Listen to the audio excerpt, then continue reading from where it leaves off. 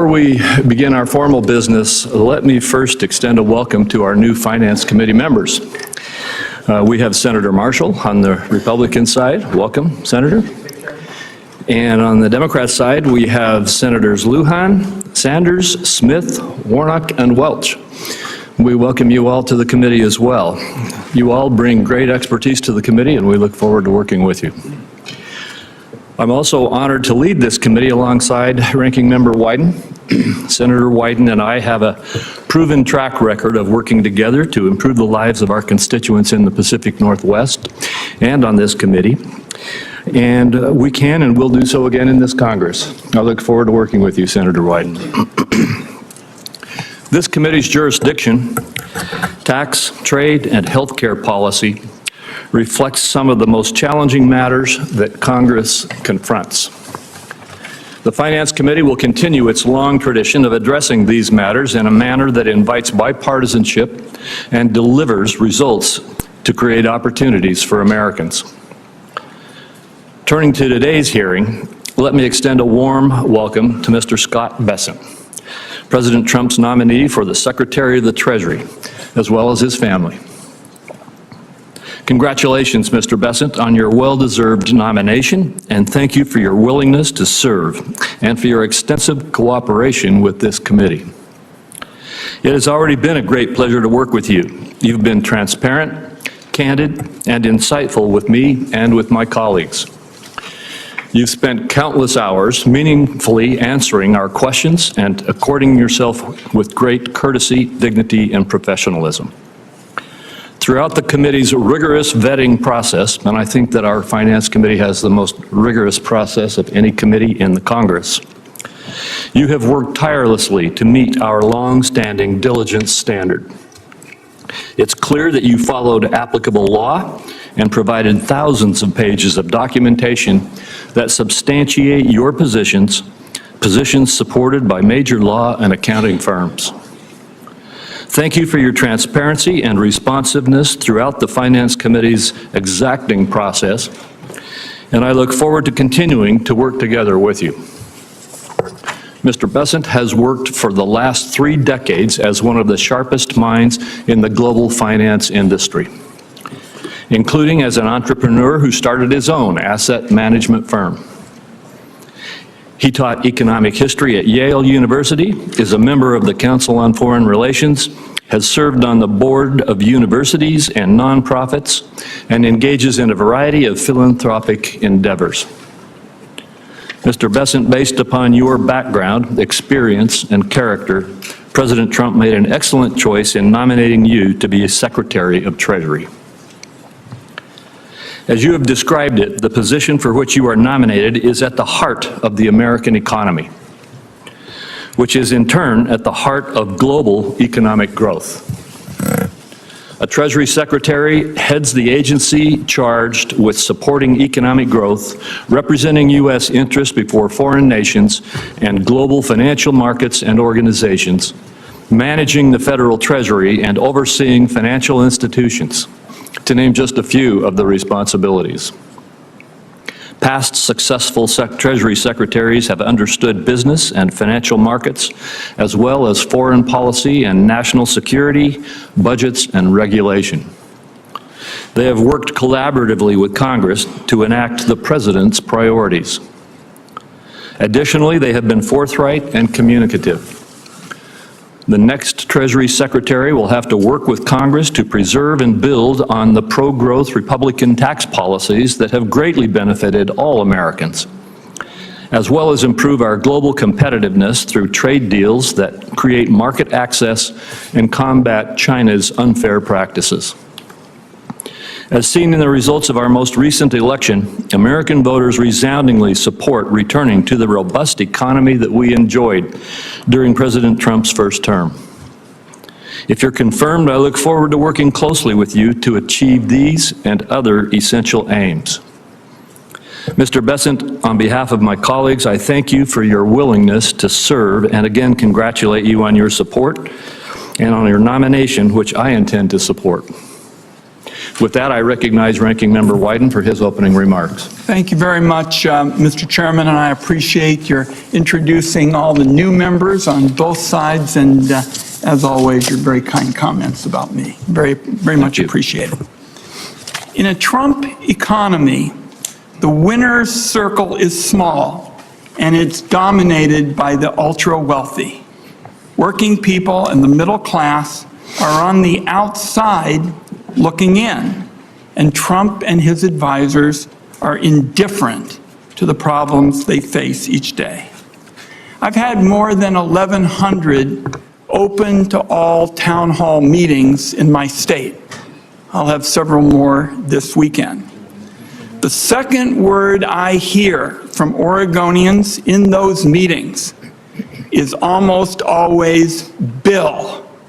Grocery bill, medical bill, electricity bill. Americans feel held down by the cost of living. They look at the growing fortunes at the top, and they weigh that against their sense that America's middle class just doesn't have the opportunities to really get ahead. The American people voted for change, and more than anywhere else, they want change in the economy. I don't believe they're going to get it from Mr. Bessent or Donald Trump. The centerpiece of the Trump economic agenda is extending his 2017 tax law at a cost of more than $4 trillion. Ultra-wealthy individuals who rake in millions each year would get tax breaks of hundreds of thousands of dollars. Families who live paycheck to paycheck would be lucky if they could just get enough to cover the grocery bill for a week. How does Donald Trump and Republicans plan to pay for their multi-trillion-dollar giveaways to the ultra-wealthy? For starters, they'll be offering across-the-board tariffs. And let's be clear about what that's all about. Trillions of dollars in new taxes paid for by working Americans and small businesses. And to me, the ultimate distillation of the Trump agenda is paying for tax breaks for the top by increasing child hunger, booting tens of millions off their health insurance, and laying off hundreds of thousands of manufacturing workers. It feels to me like a class war on typical American families. And the nominee, if confirmed, is going to be right in the middle of it. Donald Trump's going to be waging this class war instead of fixing what's broken about the tax code, which is there's a special set of rules that apply only to the ultra-wealthy. Make no mistake about it. Those ultra-wealthy people get to pay what they want when they want to, and often little or nothing for years on end. Mr. Bessent is a case in point. The taxes that fund Medicare are automatic for the vast majority of Americans. They come straight out of every paycheck. It's a civic duty that pays off as earned benefits down the road. But like a number of Wall Street fund managers, Mr. Bessent makes use of a tricky legal maneuver to opt out of paying into Medicare. It's a tax loophole that hurts Medicare but benefits him to the tune of hundreds of thousands of dollars each year. Now, the Treasury Department has gone to court to argue that taxpayers taking this position are violating tax law. Make no mistake about that. That's not me making the judgment. That's the Treasury Department. They went to court to argue that taxpayers who take this position are violating the law. I believe it's a big conflict of interest if the nominee is confirmed. Either he and his lawyers take the position that Treasury policy doesn't apply to the Treasury Secretary, or he blesses a loophole that lets Wall Street titans blow off their fair share of Medicare taxes. This is exactly the kind of abusive scheme that leaves Americans feeling disgusted with the tax code. They feel it every spring when they go to file their taxes through the big software companies as well. It's absurd that Americans get charged huge amounts of money to file their taxes every year. That's why a number of us in this room worked hard to create the new direct file program with resources from the Inflation Reduction Act and the Biden administration. It's a free option that allows taxpayers to file their returns directly to the IRS. No software middlemen picking their pockets or harvesting their data. It launched last year to rave reviews, and virtually nowhere in the Western industrialized world do we have the kind of bureaucratic, costly system we have today, and we're trying to change it. 35 million Americans across 25 states, 30 million Americans across 25 states are going to be eligible to use direct file this year. That's if it continues to survive. The software giants want direct file killed. Republicans are on their side, so maybe they're going to get their way. If they do, it'll cost American taxpayers hundreds of millions of dollars this year alone. Trump and Republicans aren't stopping there when it comes to siding with special interests over the typical consumer. The Inflation Reduction Act was the largest investment in clean energy in our history. It was largely developed in this room, and it took years to try to find the common ground around technological neutrality. And the more you reduce carbon, the bigger your tax savings. It's created hundreds of thousands of jobs. It's saving consumers money on their energy bills. And along with record fossil fuel production, it's brought energy security to a level not seen in generations. Our country is in a clean energy arms race with China and other powers. But unfortunately, these policies from Donald Trump and Republicans may prevent us from winning that arms race with China. That's because the Trump administration is talking about selling out to special interests and far-right ideologues that want to nuke the provisions of the IRA that help us promote clean energy.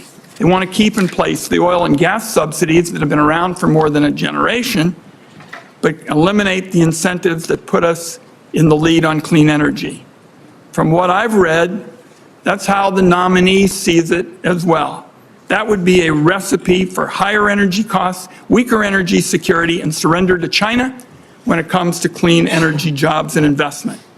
In my view, that just defies common sense. I'll close with this. Many people, myself included, hoped that the president-elect would pick a steady hand for Treasury Secretary, someone who would be a moderating force, who'd work with all sides, and especially for the interests of all Americans, for a tax code that gives everybody in America the chance to get ahead, not just the people at the top. So this is an important discussion today, and I wish I had read something that would indicate that this nominee would be the kind of Treasury Secretary I described. That's why we have the hearing, to get his views. Thank you, Senator Crapo. Thank you very much, Senator Wyden. And today, we are honored to have our good friend and colleague, and now the new Budget Committee Chairman, Senator Lindsey Graham, to help introduce the nominee. Welcome, Senator Graham, from the great state of South Carolina. I want to thank you for joining us today, and I'll turn it over to you to introduce Mr. Bessent. Well, thank you, Mr. Chairman, and ranking member to all my colleagues, and there are only 100 of us. We know each other pretty well. This is my first appearance in the Finance Committee, probably last. Y'all work on complicated stuff, and I'm glad you like this stuff. It seems kind of boring to me, but it's important what you do, and I respect the intellect of the people on this committee because our economy needs the best minds that we can find on the Finance Committee. And we need a Secretary of Treasury that knows what he's doing, has the trust of the President, and loves his country. Your ship came in with this guy. So Scott Bessent's from South Carolina. He's academically gifted and real-world tested. He went to Yale, so nobody's perfect. When he told me that, I said, I don't know about that. But anyway, he's really, really smart, and this is a complicated area. Now, why am I here? Because Trump won. I wouldn't be here if Trump hadn't won. Trump won because more people voted for him. And he had to pick people to form his cabinet. And when he talked about the Secretary of Treasury, I'm not the normal person you would go to ask about, because this is not so much my portfolio. But when he mentioned Scott, I said, oh my God, home run, from my point of view. I mean, you talk about somebody who's academically gifted, understands the world. Scott, like any Republican president, would pick Scott. I mean, he's really understands the president and what the president wants to do. And the reason I vote for almost everybody, for every president, is I believe, colleagues, that every president deserves a cabinet that they know and trust and can rely upon. If I had to vote for people based on agreeing with them, I wouldn't vote for anybody y'all picked. That's not the standard for me. I vote for people who I disagree with because I think they're qualified. So I would just ask the committee to think for a minute, is this man qualified? Does he have the background and the intelligence and the character to serve President Trump and our nation's Secretary of Treasury? I think by any reasonable test of qualifications, he excels beyond the bare minimum to the highest level of excellence. But that's just my opinion. So my goal here today is to tell you a little bit about him. You've heard from the chairman about his success in the financial world, about his academic qualifications. He was born in Little River, South Carolina. Why do they call it Little River? Because it's little, and it's a river. It's in Horry County. How many of you heard of Myrtle Beach? Most of you. Well, this is somewhere between Conway and Myrtle Beach. At 9 years old, his first job was to set up beach chairs and umbrellas in North Myrtle Beach. And apparently you did well there, because North Myrtle Beach is thriving. He went to North Myrtle Beach High School, and he was voted most likely to succeed in 1980. And we have a high school classmate of his. What did they see in him? The same thing I see. Someone who really is talented and works hard and just a good person. The type people that you think are going to succeed, but you hope succeed. So he lives in Charleston, in a really nice place. Going from Little River to Charleston is about a 2.5-hour drive, but it's a real change. Since I represent South Carolina, I like them both very much. He's married, John, his husband's right behind me. They have 2 kids, Caroline and Cole, and they're absolutely adorable. And from a South Carolina point of view, we're really proud of Scott. I was over the top happy when President Trump picked him, because I know him. I know where he came from. The rich and powerful don't live in Little River. This is truly the American dream. This man has been successful at everything he's ever tried to do. He's worked really hard. And why did President Trump pick him? Because he believes that President Trump's economic agenda is good for this country, and he wants to help President Trump be successful. And here's what Scott said. I think it's the melding of economic policy with national security. Economic policy and national security are now indispensable, and Donald Trump understands that. So I'm here to tell you, folks, I agree with that. If we don't have energy independence, we're less safe. If we don't get our debt in order, we're less safe. I am known around here as kind of a national security guy, but I do understand economic policy matters. If you want to clean up the environment, a carbon fee seems to be a good way to do it, to punish China and India for bad carbon practices. Call it a tariff, call it whatever you want to do. So President Trump won. I'm here today because he won. I'm here today because Scott lives in South Carolina. I'm here today to tell you If you use qualifications as your test, this is the easiest vote you'll ever take. If your goal is to play like the election didn't happen, then I guess you'll vote no. That's just where we're headed in the Senate. When you lose an election, you get up and dust yourself off and you get ready for the next one. But I was honored when he asked me to introduce him, because I know this man, and America will be in good hands if he's our Secretary of Treasury. He deserves this job, he's qualified for this job, and President Trump, thank you for picking him. On behalf of all of us in South Carolina, we're extremely proud of you, and we wish you well. Thank you. Thank you, Senator Graham. We appreciate you giving this introduction, and you are now excused, as is our practice. And Mr. Bessent, before we turn it over to you for your opening statement, I have 4 questions that we ask all nominees who come before this committee.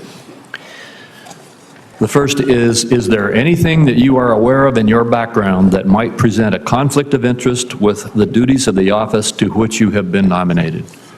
No, sir. Second, do you know of any reason, personal or otherwise, that would in any way prevent you from fully and honorably discharging the responsibilities of the office to which you've been nominated? No, sir. Third, do you agree without reservation to respond to any reasonable summons to appear and testify before any duly constituted committee of the Congress if you are confirmed? Yes, sir. And finally, do you commit to provide a prompt response in writing to any question addressed to you by any senator on this committee? Yes, sir. Thank you very much. Again, welcome to the committee, Mr. Bessent, and you may make your opening statement. Good. Thank you. Chairman Crapo, Ranking Member Wyden, members of the Finance Committee. It's an honor and a privilege to be considered by this committee as the President's nominee for the Secretary of the Treasury. I want to thank all of you who took the time to meet with me over the past few weeks. I want to thank my spouse, John Freeman, who is here today, and my wonderful children, Cole and Caroline, Mike, I'm not sure if his mic's working. who are sitting behind me. Mr. Bessent, could you pull the microphone a little closer to you? Who are sitting behind me for the ultimate civics lesson. I want to acknowledge 3 people who couldn't be here today. My 98-year-old mother-in-law, Celine Freeman, a World War II French war bride of an American soldier who lives with us in Charleston, South Carolina, making for a 3-generation household. My sister, Paige McLeod Bessent, who doesn't like crowds and prefers the mountains of South Carolina to large cities, and my recently deceased sister, Wynn Bessent, who worked tirelessly as a public defender in one of South Carolina's poorest counties. I also want to thank President Donald Trump for having placed his trust and confidence in me for such an important role in his administration. While I've met with many of you, most Americans watching at home will be unfamiliar with my background. I have been blessed with a fulfilling and successful career, but my presence here today was far from predetermined. I was born and raised in the South Carolina Lowcountry. My father fell into extreme financial difficulty when I was young. When I was 9 years old, I started working 2 summer jobs, and I haven't stopped working since. I eventually made my way to Yale. I accepted my first internship in finance because the job came with a pull-out sofa in the office to sleep on, which allowed me to live in New York City rent-free. I've been involved in the financial markets ever since. I've been fortunate enough to work with some of the world's greatest investors in a career that has taken me to almost 60 countries over 40 years. My life has been the only in America story that I am determined to preserve for future generations. Today, I believe that President Trump has a generational opportunity to unleash a new economic golden age that will create more jobs, wealth, and prosperity for all Americans. My life's work in the private sector has given me a deep understanding of the economy and markets. And while this experience will be invaluable in crafting economic policy, I have long adhered to the principle that you should know what you don't know and lean on those who do. Having never served in government, I intend, if confirmed, to be in close contact with each of you in your offices and seek your counsel. The Treasury Department plays a critical role in protecting American national security. We must secure supply chains that are vulnerable to strategic competitors, and we must carefully deploy sanctions as part of a whole-of-government approach to address our national security requirements.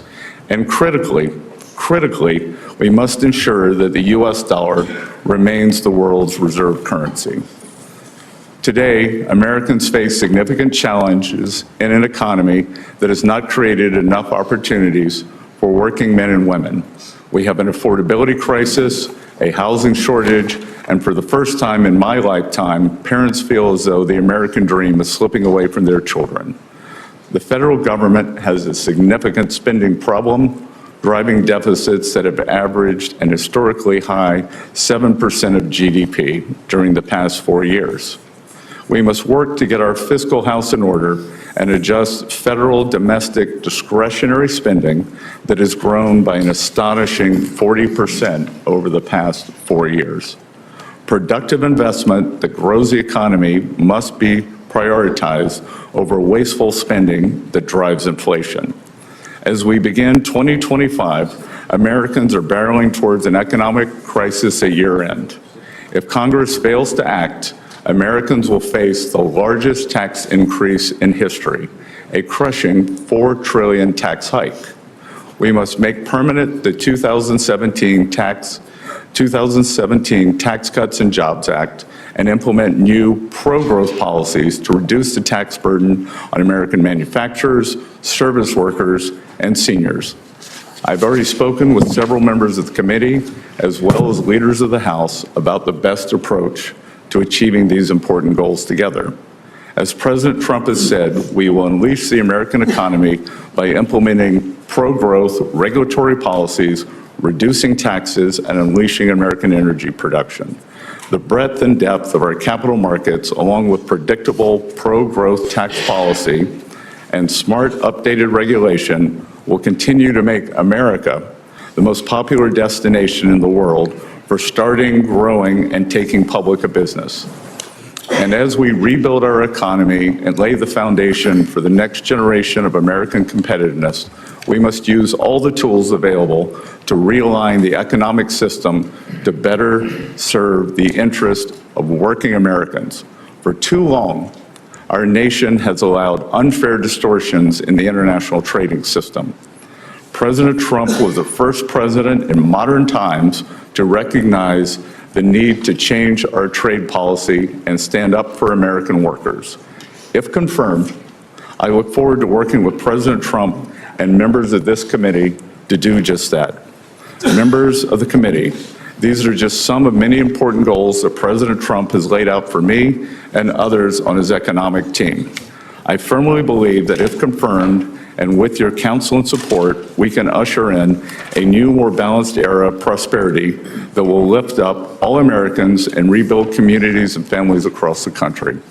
I humbly thank you for your consideration and am eager to take your questions.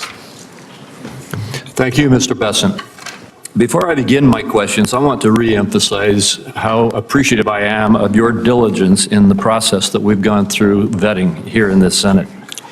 I appreciate the more than 3,000 pages of supporting material you've provided, as well as the countless hours you and your staff have offered to respond to questions from members of this committee. Let me be clear. You followed all of the applicable law and met the committee's long-standing diligence standard. Your process matched that which has applied to nominees in every previous administration. And I want to go in my first question to you to the Tax Cuts and Jobs Act, which Senator Wyden and I have both mentioned already, and you've mentioned in your remarks. The attack on this statute, this law, which is law, I remind everybody it is the law now, it was passed in 2017, is that it was a tax cut for the wealthy. I appreciate you, Mr. Bessent, noting that it will be a $4+ trillion tax increase if we do not extend this law. And a point that I would remind all of my colleagues is that if that $4+ trillion tax increase happens, it's not just going to be something that impacts the wealthy. It is 2.6 trillion of it. The majority of it falls on people who make less $400,000 for a family with 2 taxpayers, for under $400,000 per year. That's the number that President Biden chose to say he wanted to protect it. 2.6 trillion of this tax cut hits those making less than $400,000. Moreover, massive amounts of it hit pass-through entities, small businesses across this country. This is not a tax cut for the wealthy that we're talking about. It is a tax increase on all Americans, the majority of whom are in the lower and middle income categories. My question to you is, one of our pivotal tasks is to make sure that this tax increase does not happen. Can you give us your perspective on the impact that would occur in this country if we allowed this $4 trillion tax increase to happen? Senator Crapo, thank you for this, and thank you for the meetings over the past few weeks. I've enjoyed working with your staff, and this is the single most important economic issue of the day. This is pass-fail. That if we do not fix these tax cuts, if we do not renew and extend, then we will be facing an economic calamity, and as always, with financial instability, that falls on the middle and working class people. We will see a gigantic middle class tax increase. We will see the child tax credit halved. We will see the deductions halved. So it will be what we call in economics, it has the potential for a sudden stop. And as I said, traditionally with these sudden stops, it falls on working Americans. Thank you. And I would just say to you, you may be aware of this, but the Tax Foundation has indicated that if we do sustain these tax cuts and protect them from expiring and stop this tax increase, that the extension of this policy would increase the growth of the GDP in the United States by 1.1% over time. Similarly, and I don't know how they came up with the same number, but the National Association of Manufacturers indicates that if we don't extend this tax relief, that there will be a 1.1% reduction in growth of jobs and development in our economy. It seems to me that as we are talking about what to do for America, that protecting America from a 1% reduction versus a 1% growth in GDP is a critical objective. Could you just give a little bit of perspective? I know you've just answered this question in another context, but could you just give a little bit more perspective on those kinds of dynamics? And I'm sorry, I'm going to try to keep to 5 minutes, and we've only got about 15 seconds left of mine, and I want to be sure everybody else stays on time, so I will too. Could you quickly respond? Well, Senator, I would just say that we saw the power of these tax cuts in 18, 19, and going into January of 20 before they were interrupted by COVID, and the great success that we had. Thank you. Senator Wyden. Thank you very much, Mr. Chairman. Let me say to the nominee, I've got 4 questions that I'm going to ask, and if we both can keep it brief, I think we can get to all of them, because I think it really frames for us what the debate is all about. I'm going to start by talking about the future of direct file. This is the program that helps our people who choose it to save hundreds of dollars when they file their tax return. Last year, the IRS launched it.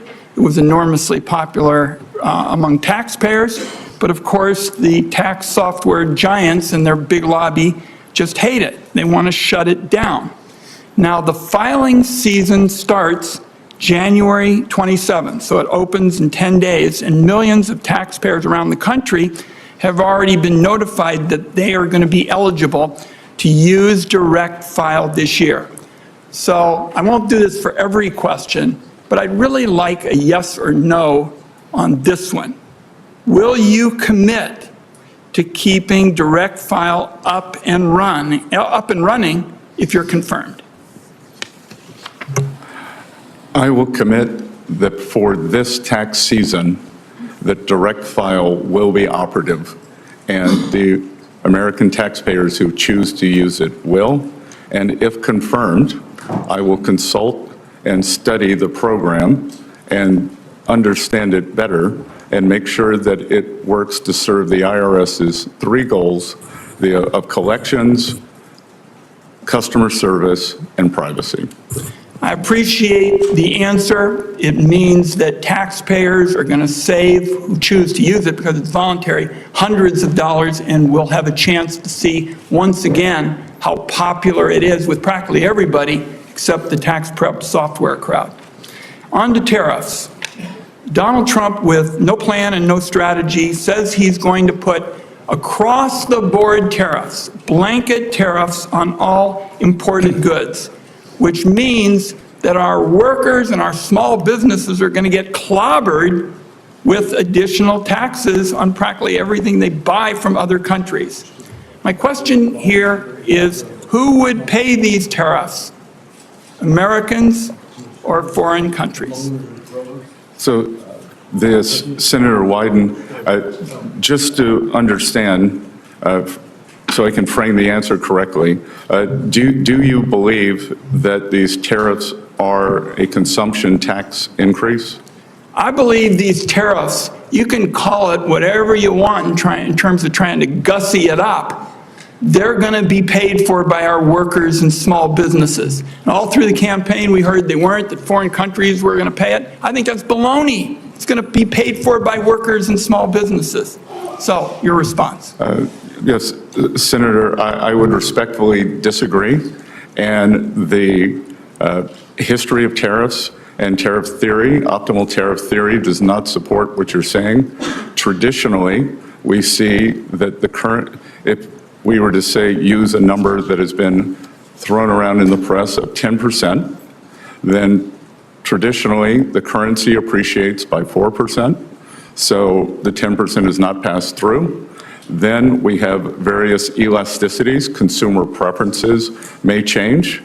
And finally, foreign manufacturers, especially China, which is trying to export their way out of their current economic malaise, they will continue cutting prices to maintain market share. Okay. That's an academic view of it. But what I know is the history of this is it clobbers people of modest means. They're the people who are going to get hit. And all through the campaign, there was a big show that it was going to be paid for by foreigners, not so. Two other questions I want to get in. And I already made it clear, and you and I talked about this. I'm for a tax code that gives everybody the opportunity to get ahead. You and I talked about my friend Bill Bradley. He and I have been working for this for years. Do you believe the tax code should treat wages differently than it treats wealth? Look, in any tax system that advantages and creates distortions, it is a change that, Senator, it is a decision that was made when the tax codes were written. And so every tax code involves the trade-offs and distortions in favor of other the gains. It sounds to me like you do believe that it's fine to treat wealth more favorably. I couldn't disagree more. The idea that a dollar earned by a hedge fund manager has more value than a dollar earned by a teacher or a factory worker, I just think it's a disconnect with the American people. One last question, and that is about the legislation that was written in this room that was the biggest transformation on clean energy in American history. That is our package that basically said the tax code as it relates to energy is a broken down mess. And we basically said we're going to have a technology neutral system. The more you reduce carbon, the bigger your tax savings. Now there is a big effort in the Trump administration to reverse it. I think that's going to be bad for the economy, but it is going to be damn good for China because we are in an arms race on clean energy with them. Are you going to be on the side of people who want to unravel this? Senator Wyden, just so we can frame this for everyone in the room, China will build 100 new coal plants this year. There is not a clean energy race. There is an energy race. China will build 10 nuclear plants this year. That is not solar. I am in favor of more nuclear plants. And I would note that the IRA, as scored by the CBO, is wildly out of control in terms of spending on the upside. Well, first of all, the clean energy package does protect nuclear because members on both sides of the aisle in this room wanted it to be that way. But if you're going to talk about fossils, the United States has achieved a greater level of energy security than we've had in generations. Oil and gas production is at record highs. And it's not just that, but it's about clean energy. And I'm very troubled by your position denying that we're in an arms race with China on clean energy, because we definitely are. Thank you, Mr. Chairman. We do need to move on. And I told Senator Wyden he could have those 4 questions, but I want to remind everybody else we've got a 5-minute time limit. He deserved those extra questions. Senator Grassley. Mr. Bessent, congratulations. I want to start out with where you and I talked about something in my office, and you remember that tongue-in-cheek comment I made to you that you're going to be asked by the chairman, will you answer all of our letters? And everybody that comes to the Hill says, yes, they're going to. And I said, maybe you better say maybe, because most people don't keep that promise. So I just wanted to remind you, if I write you a letter on my oversight responsibilities, I'd appreciate it if you'd answer it. Now to my first question. My Democrat colleagues believe, you gonna put that up? My Democrat colleagues believe the only solution to our unsustainable debt and deficit is higher tax rates and that ends up being on job creators and families alike. However, history proves that high tax rates fail to raise significant revenues. Taxpayers, workers, and investors are smarter than that. In other words, they're smarter than we in Congress that thinks that at one time a 93% marginal tax rate would bring in more revenue than a 70% tax rate or a 50% tax rate or a 30% tax rate or a 40% tax rate and so on. But as you can see from this chart, Congress isn't too smart because the taxpayers decide how much money they're going to bring into the federal treasury. Now, on the other side of the ledger, federal spending is at levels we've never seen outside of war and recession and still growing.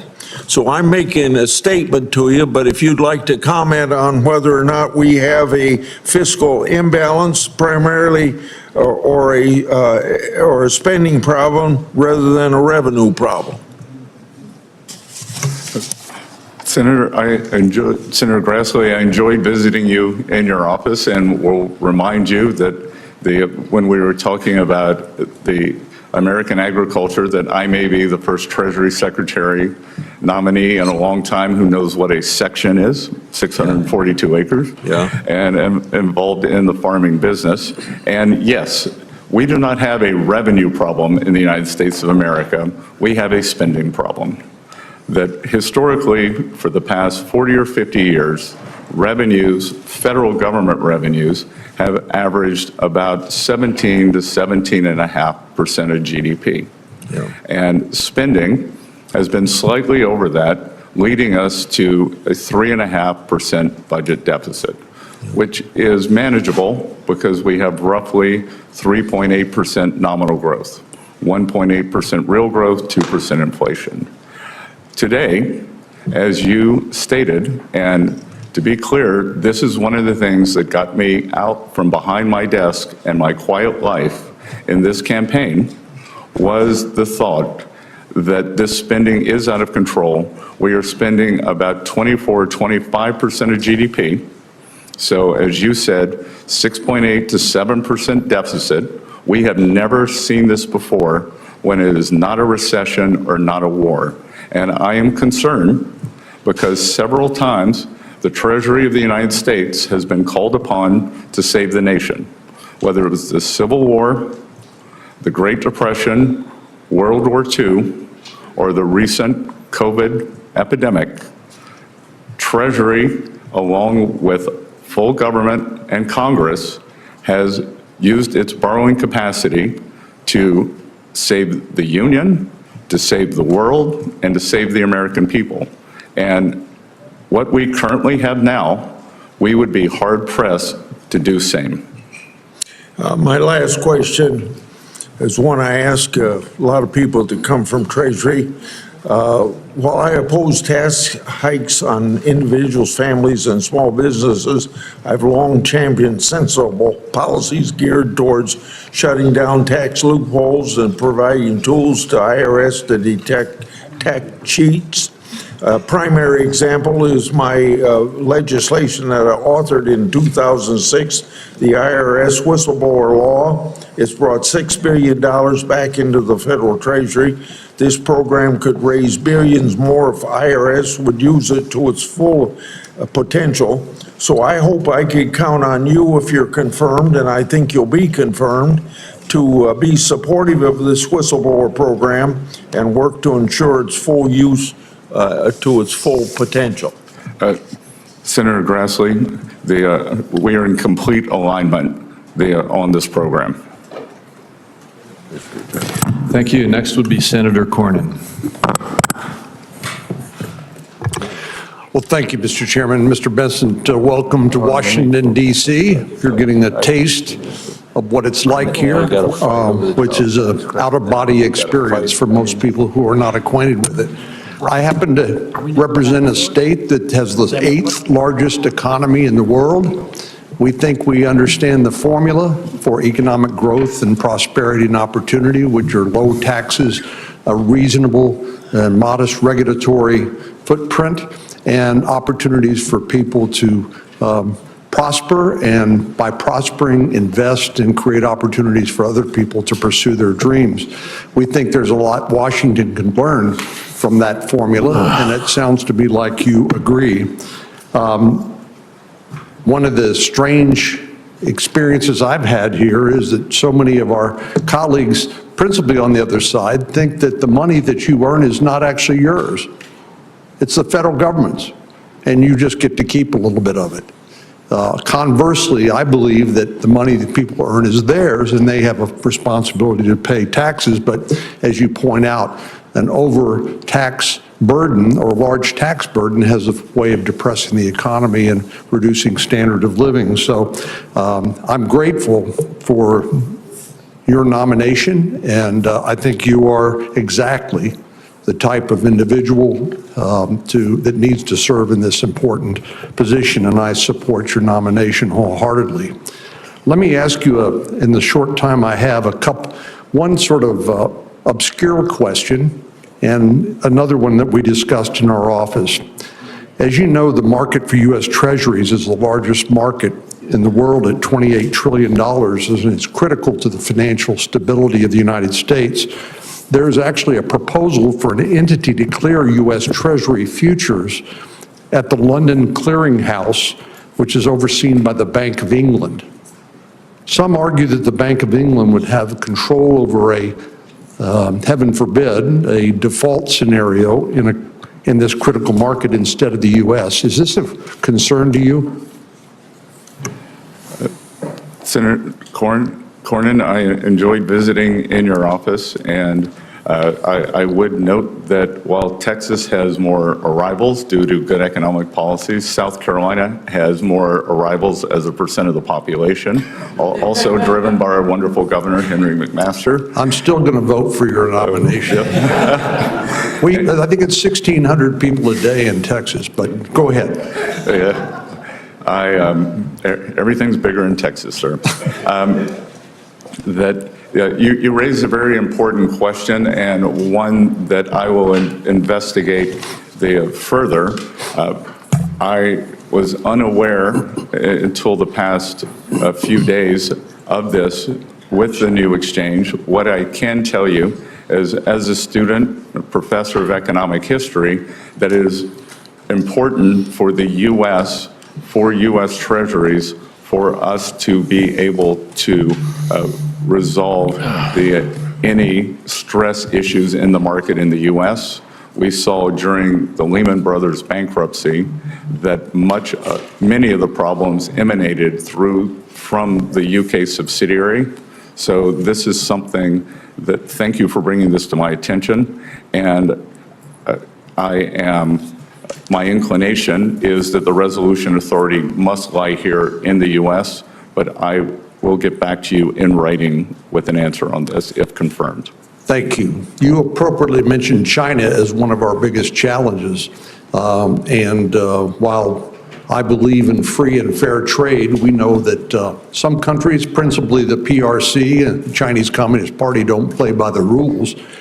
Over the years, by some estimates, U.S. investments in Chinese companies have totaled $2.3 trillion in market value. That was at the end of 2020. That included $21 billion. These are American companies investing in China. $21 billion in semiconductors, $54 billion in military companies, and $221 billion in artificial intelligence. So it's pretty clear to me that U.S. investments have fueled China's economic growth, which has allowed them not only an increased standard of living, which is great for the Chinese people, but problematically, it's also allowed them to modernize their military and now threaten the peace in the Indo-Pacific and beyond. As we've discussed, I've introduced a bill that would require transparency of American companies investing in China. And of course, the entity that would receive the reports from American companies that do that, and since it's strictly a reporting requirement, would be Treasury. What's your view of an outbound investment transparency requirement? Senator Cornyn, I believe that, as we discussed in your office, this is a very important issue. That the Chinese economy is the most unbalanced economy in the history of the world. They are using their surpluses to fund their military machine. In China, and I'm not going to try the Mandarin pronunciation for the sake of everyone in the room, but there is a phrase that is two words: military industrial, and military always comes first. So we should understand that, and that we should have a very rigorous screening process for, as you identified, anything that could be used in AI, in quantum computing, in surveillance, in chips, that the U.S. has the lead, and we must make sure that we maintain it through smart policies such as you and I discussed. Thank you. We need to move on. Senator Bennett. Mr. Bessent, thank you for being here. Mr. Chairman, congratulations on your position. We look forward to working with you, as I always have.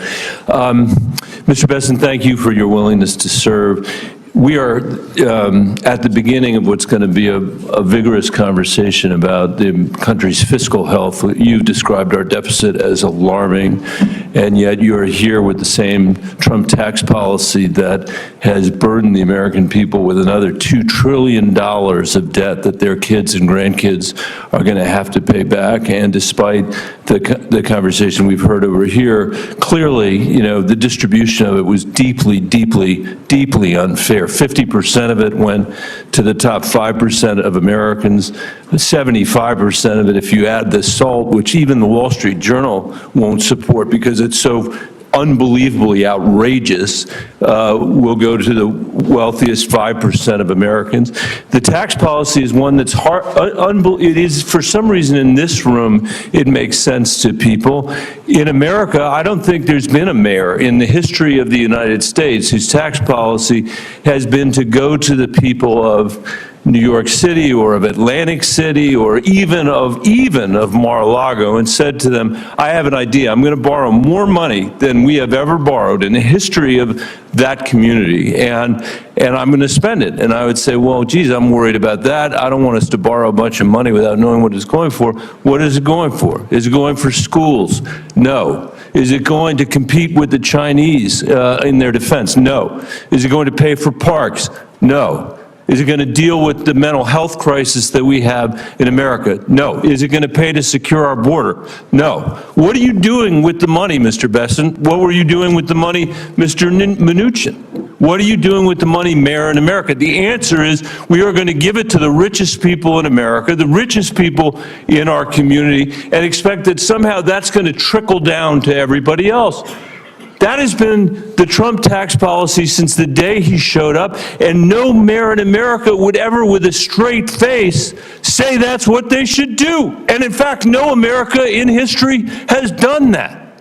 But to add insult to injury, you sit here, and Mr. Mnuchin sat here at his time and said, it's all going to be paid for by economic growth. We know that's not true. We know it costs $2 trillion. So while the benefit went to the richest people in America, the cost is being borne by the children of working people all over this country.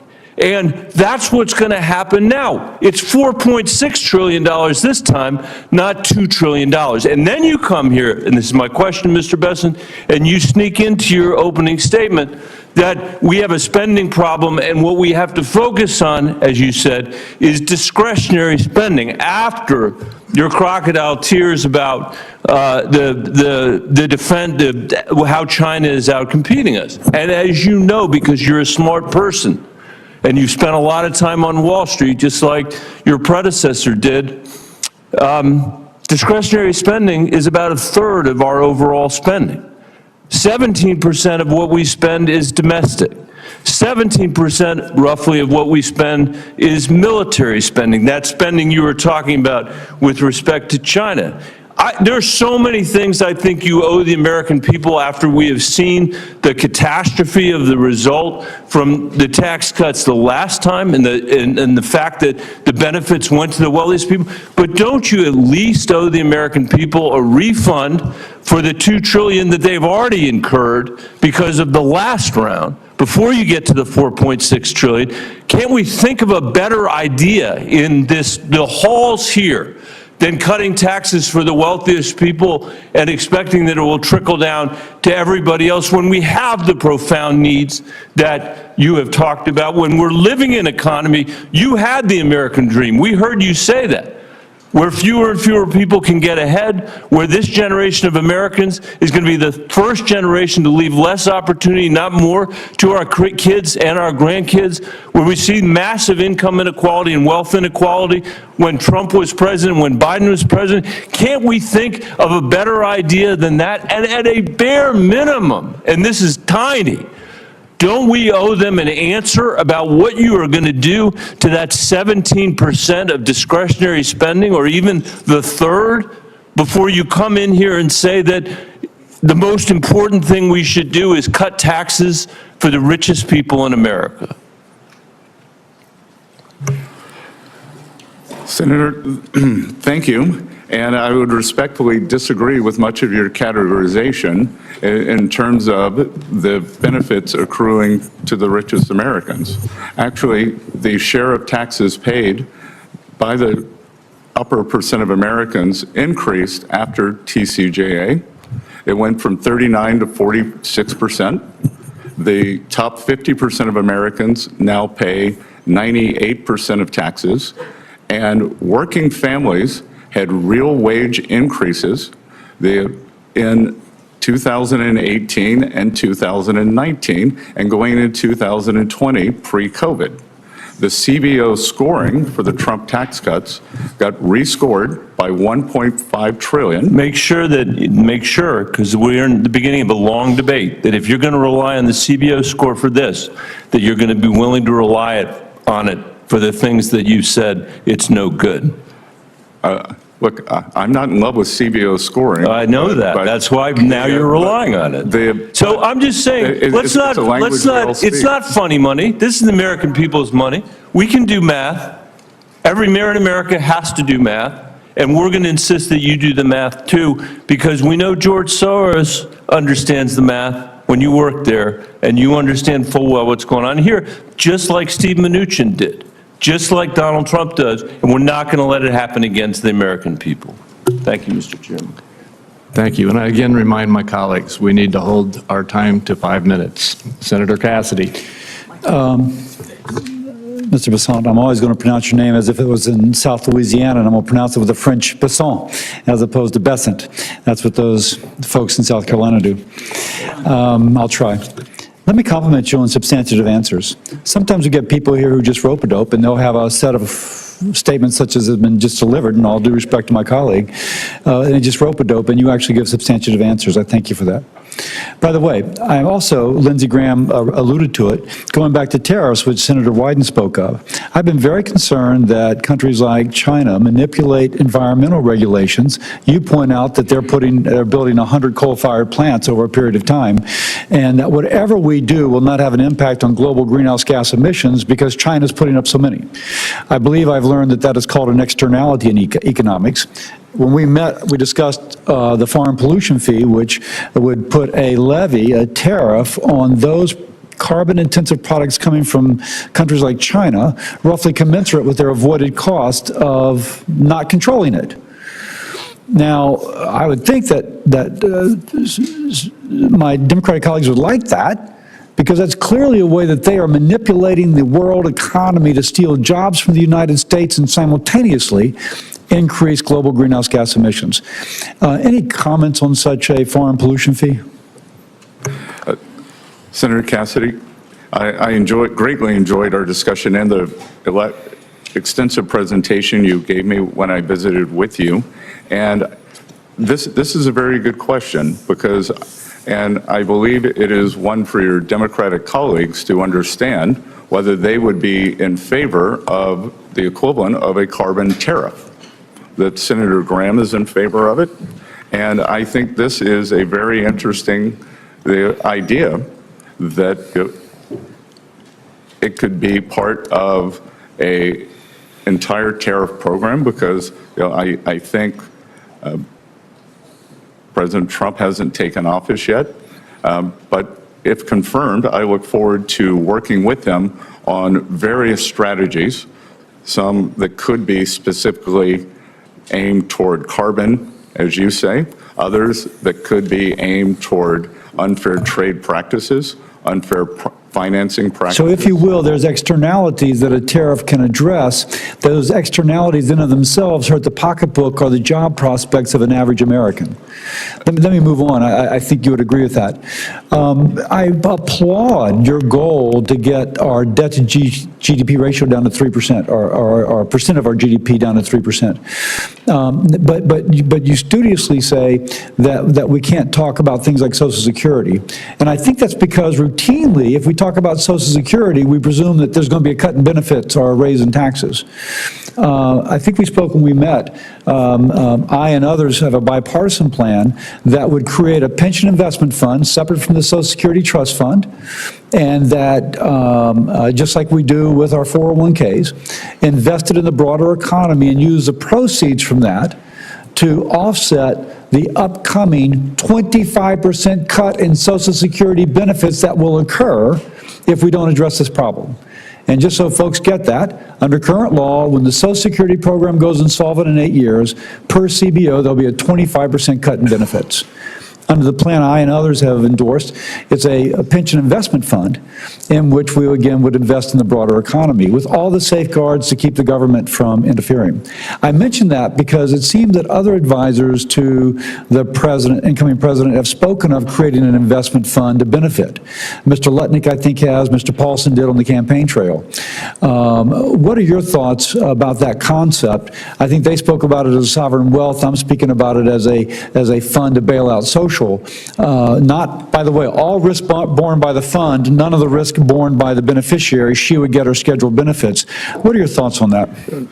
So, Senator Cassidy, first of all, I want to emphasize that President Trump has said that Social Security and Medicare, they will not be touched.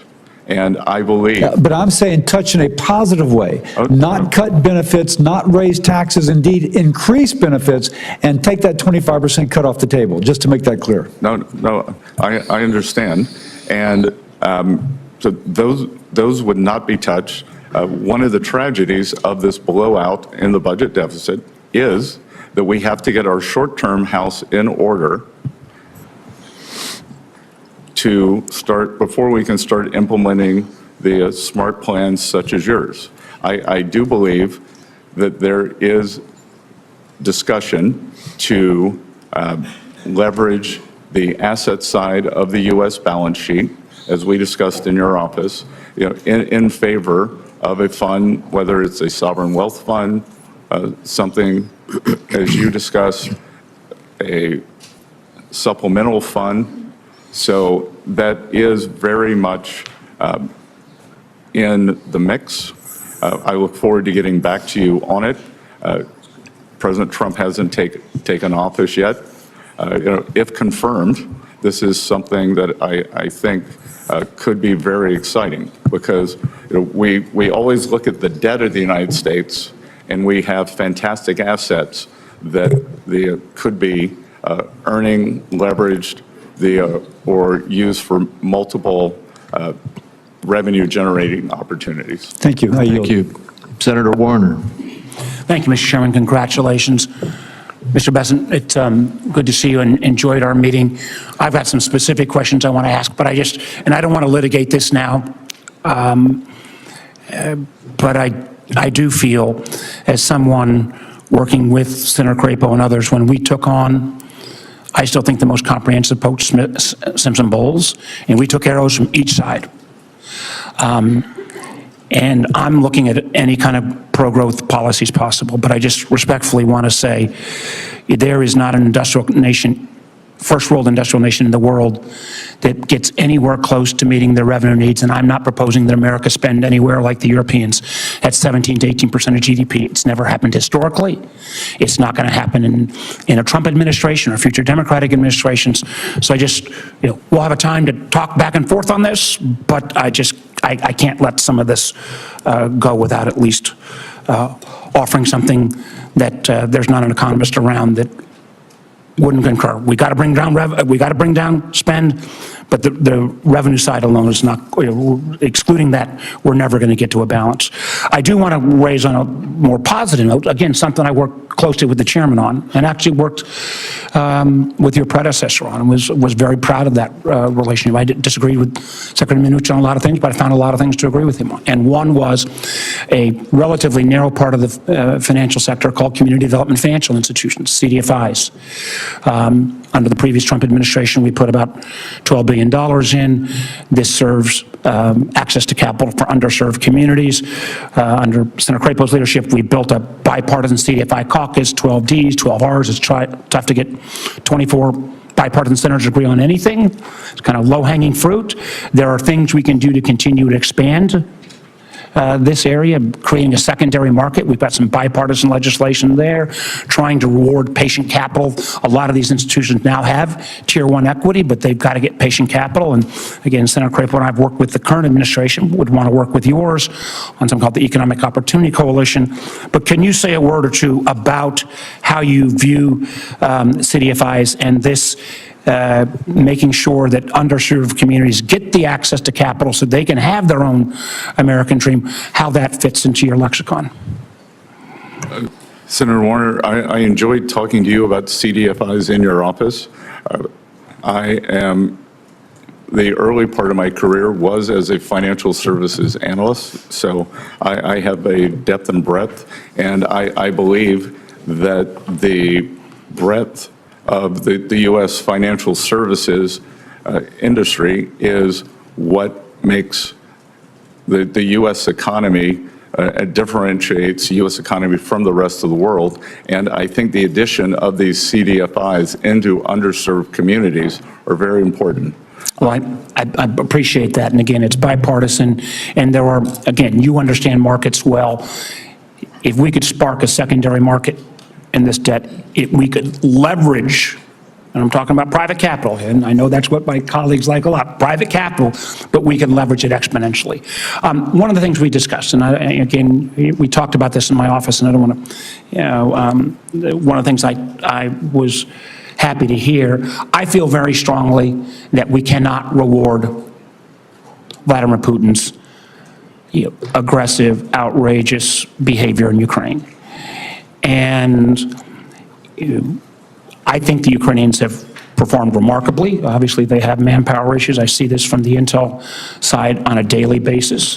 One of the areas that I think we have not done as well, and candidly, the sanctions regime, I don't think was as effective as it should have been. And I frankly think the Biden administration waited too late to put some of these additional sanctions on oil and tankers. The ability to Russia to retool. Listen, I hope if President Trump can settle this, hallelujah. The world would be better off. But one of the things we discussed in my office was the potential to actually increase the sanctions regime as a way to help further leverage that. Would you care to talk for a moment about that again?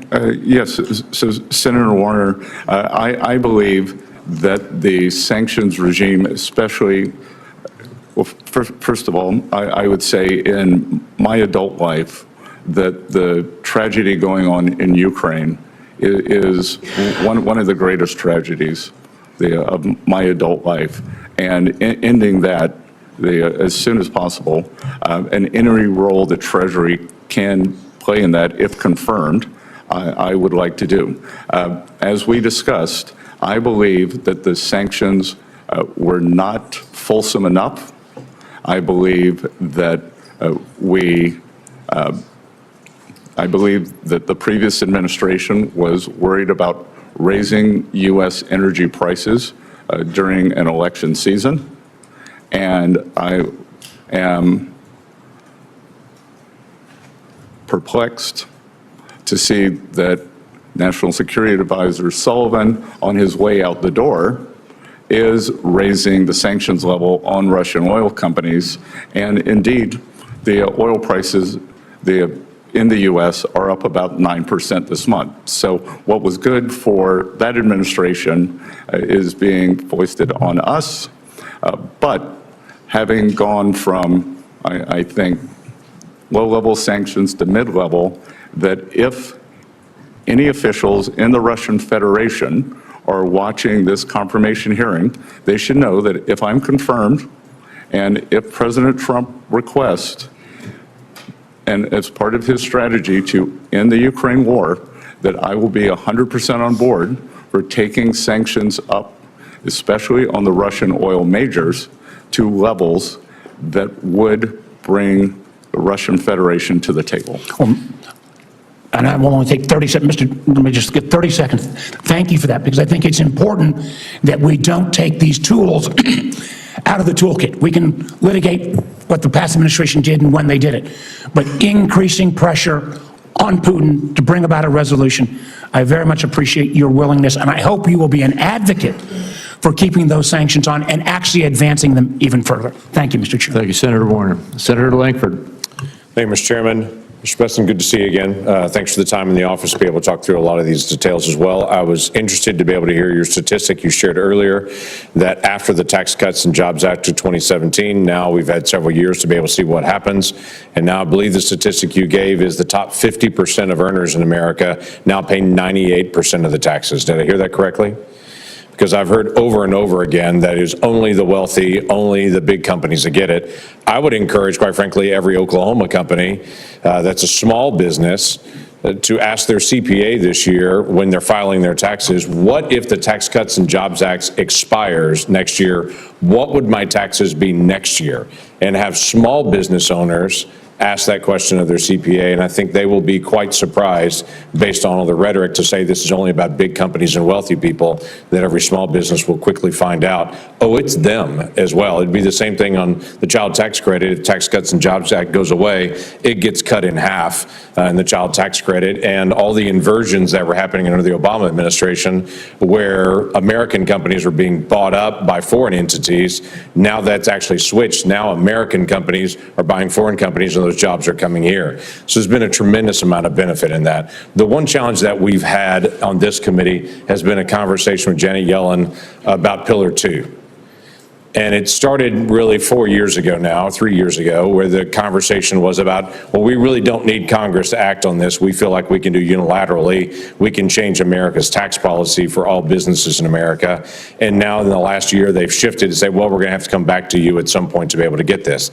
In the meantime, a deal has been negotiated that literally helps European countries and hurts the United States on this. And they negotiated a deal that exempts China from being affected by this at all. My question to you is, are you going to engage on this issue of Pillar 2? Number one, have this committee involved in writing taxes, which seems to be consistent with the Constitution. And then what is your message to other countries if they try to implement Pillar 2 on American businesses? Thank you, Senator. As we discussed in your office, Senator Langford, that I believe that any, especially European country, but any country that in the next few days before President Trump takes office is intent on implementing Pillar 2 will find it a grave mistake. That the taxation of U.S. companies is a sovereign issue, and that authority lies with this Congress, and I will respect that. I will work with you to undo what I think has been a terrible policy. Yeah, which I would agree, and many members in this committee would agree, that not only they went around Congress violating the Constitution, but it deliberately hurt American companies. And I just think that's really terrible policy on it. It truly was America Last policy. On the energy side, you've talked a lot about energy production. I'm Oklahoma, and unashamedly, we're all the above and all the below energy. We probably have more wind and hydro and solar production in my state than any other state on this dais, with very few exceptions, but we also use oil and gas. And we're going to produce all the energy that our state needs to be able to make sure that we stay stable on that. One of the issues that is a business issue for small or large businesses that I've been fighting for is a stable bonus depreciation amount. This is not about the type of energy or the type of business even. It's if you're actually investing in your company and trying to grow your company, that you would know what that bonus depreciation. Now, this will help with pipeline productions, but it will also help a pet shop and a hair salon and a restaurant just as much as well. And so thoughts on bonus depreciation and just a stable rate for that? So, Senator Langford, you're referring to the 100% immediate? Yes, what has been in the past, but for, quite frankly, a stable rate, period. Right now, we have a diminishing rate that's unpredictable. Yes, so I think that increasing the after-tax return on capital for U.S. companies, especially small business, is one of the greatest forms of job creation that we could see.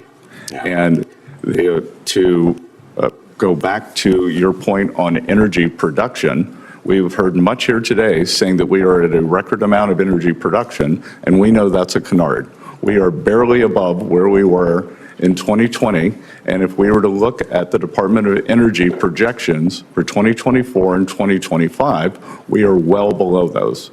The past 4 years, we have seen U.S. production constrained, and part of a fulsome sanctions program would mean that we need more energy production in the U.S. to make up for the loss of sanctioned Russian oil to protect the U.S. consumer. Right, which is American jobs, which is American income, which one of the things we're going to have to deal with is the intangible drilling cost punishment that was actually put on all the independent oil and gas companies in my state and everywhere else that drives up the cost for consumers as well. That's another issue that this committee needs to take on. Mr. Chairman, thank you. Thank you. Senator Hassan. Well, thank you, Mr. Chairman, and again, congratulations on your Thank you. position. I look forward to working with you and all of our colleagues on the committee. And thank you, Mr. Bessent, for being here. Congratulations on your nomination and for your willingness to serve, and welcome to your husband and children as well. We are grateful for their willingness to share you with the country.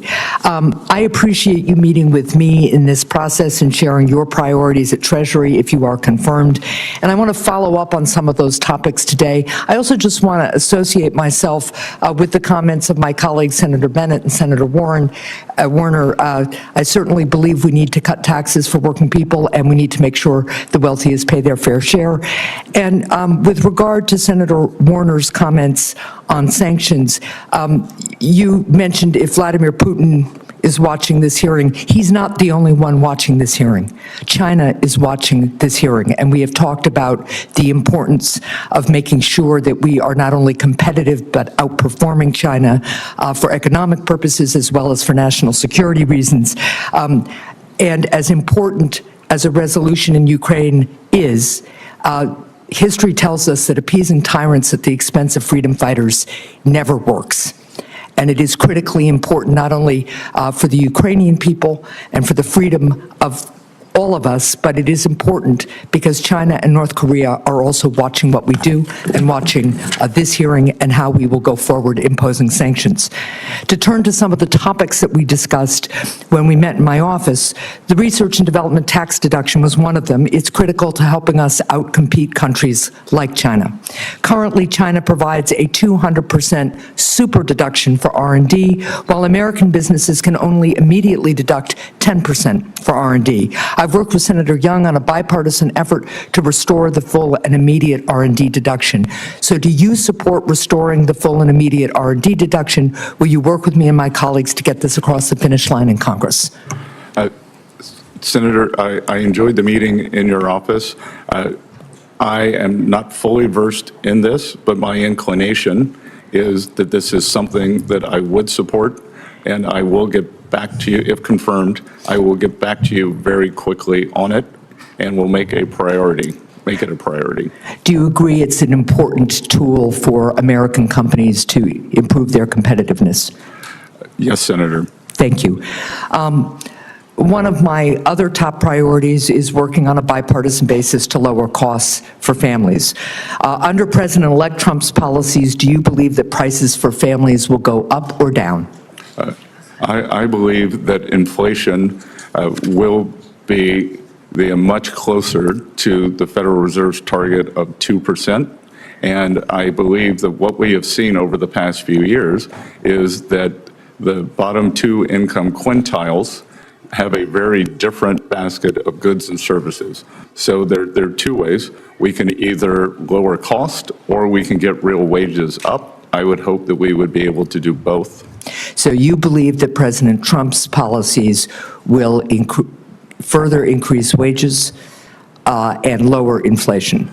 I believe that they will increase real wages and lower inflation closer to the Federal Reserve's 2% target as it did during President Trump's first administration. Are there any specific policies proposed by the President-elect that you expect will increase prices for families? Nothing I can immediately think of. So that's a no. If the President-elect were to propose a policy that you believe will increase prices, would you advise against it? I would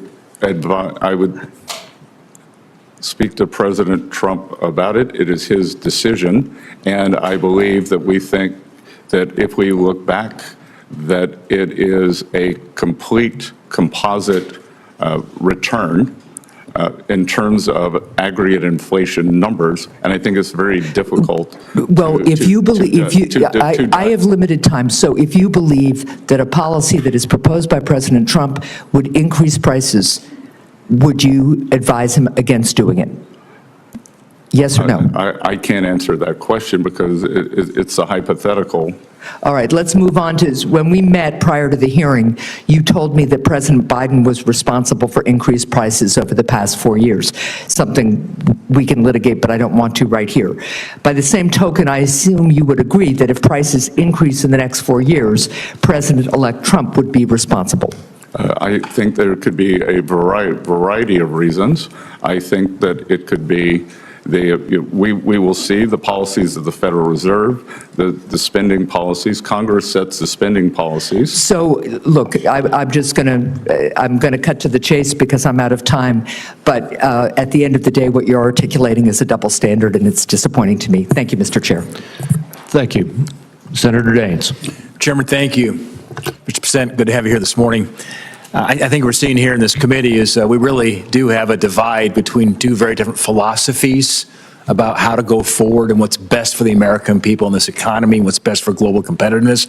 I remember sitting right in this chamber as we were debating whether or not we should launch the multiple trillion-dollar massive spending bills, which is a $2 trillion COVID bill, the Inflation Reduction Act, massive multi-trillion-dollar bills that even Democrat former secretaries of Treasury said could be inflationary, and indeed it was. You compare that outcome to what we are going to return back to the policies of the prior Trump administration, that when you lower taxes for businesses and the American people, you create more tax revenue, you create more economic activity, you create more wage growth, particularly for minorities as well. And you start to get back into winning in terms of global competitiveness. We stopped the inversions. It was absolutely like, boom, went from multiple inversion to zero once we move forward with this. And I couldn't be prouder of what we did boldly back during the Trump administration. We tried to fight against during this administration, these massive out-of-control spending bills that were inflationary, and the American people suffered greatly with these high levels of inflation, higher mortgage rates, and so forth. And so I'm glad to have you as our next Secretary of Treasury work with you to restore sanity back to where we were under President Trump. So congratulations on your nomination and your willingness to serve. With the expiration coming of these tax rates, we're facing a $4.3 trillion tax increase if we don't act this year. As we begin drafting this bill, and I applaud Chairman Crapo, he brought us together as ranking member last year prior to getting the majority back, anticipating we might have this moment.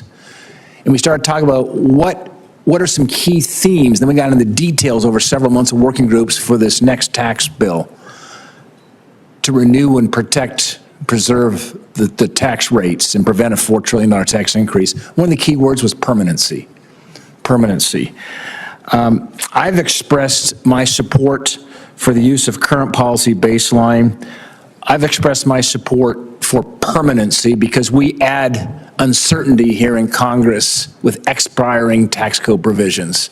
It's time to make them permanent, to take one additional burden away from the American people wondering what's going to happen with Congress, whether my tax rates will depend on what happens in the next election or what happens if Congress can act. Let's take that off the table with permanency. My question, Mr. Bessent, is you've said we need to grow our way out of our current economic situation. I couldn't agree more. And that's just the philosophical divide we face here. Somebody who embraces more the supply side idea, reduce rates, unleash capital into the free markets and let those markets decide where that investment relies versus a bunch of bureaucrats here in Washington with wasteful spending.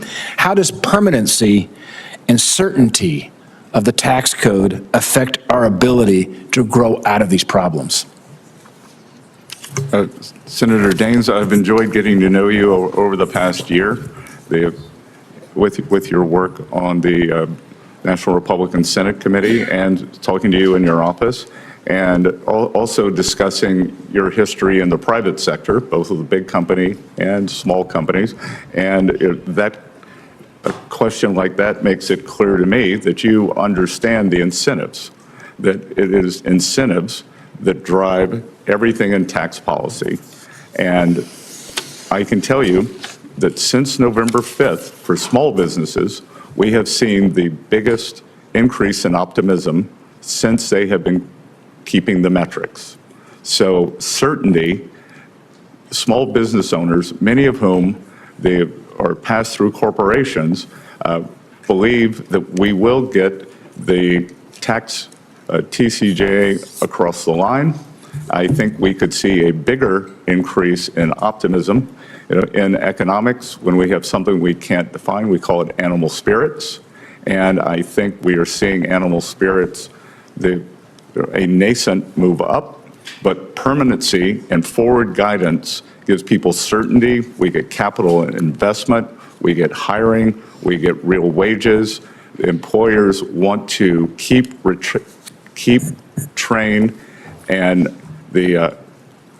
expand their workforce. So everyone wins with permanency, certainty. A kind of forward guidance for tax policy, I think, would be one of the things that could unleash this new golden age that President Trump has talked about. Yeah, I want to make one statement. I know I'm out of time here, Mr. Chairman, but when you take a look at the private sector jobs in America, it's about 140 million private sector jobs.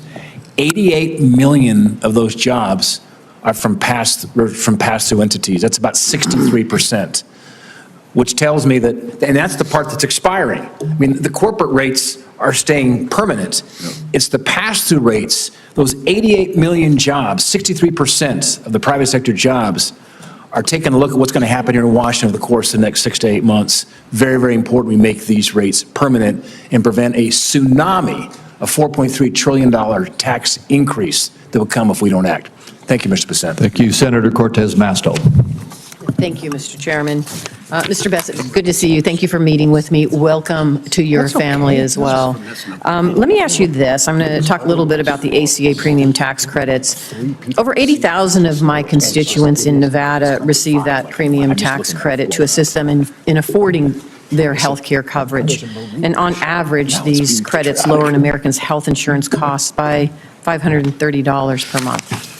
Congress provided an enhanced PTC in 2021, but that policy expires this year. And without the enhanced PTC in place, millions of Americans are going to lose their health coverage. So as the person most responsible for tax policy in the incoming administration, would you commit to opposing any attempt to remove or not renew these credits? Senator, as we discussed it in your office, and as has just been a brief time since we met, I committed to you that I would research this. I have not had time to do it before this hearing, but if confirmed, I would get back to you with all deliberate speed in investigating this. Thank you. I appreciate that. And let me just say you would agree that these tax credits, because they're current policy, they actually extend current tax policy costs. Excuse me, that you agree that extending current tax policy actually costs money. Again, I think I don't understand the nuance of that question, but I will get back to you on it. Okay, I appreciate that. You have been supportive of many of President Trump's tariff plans, and I've heard the conversation there.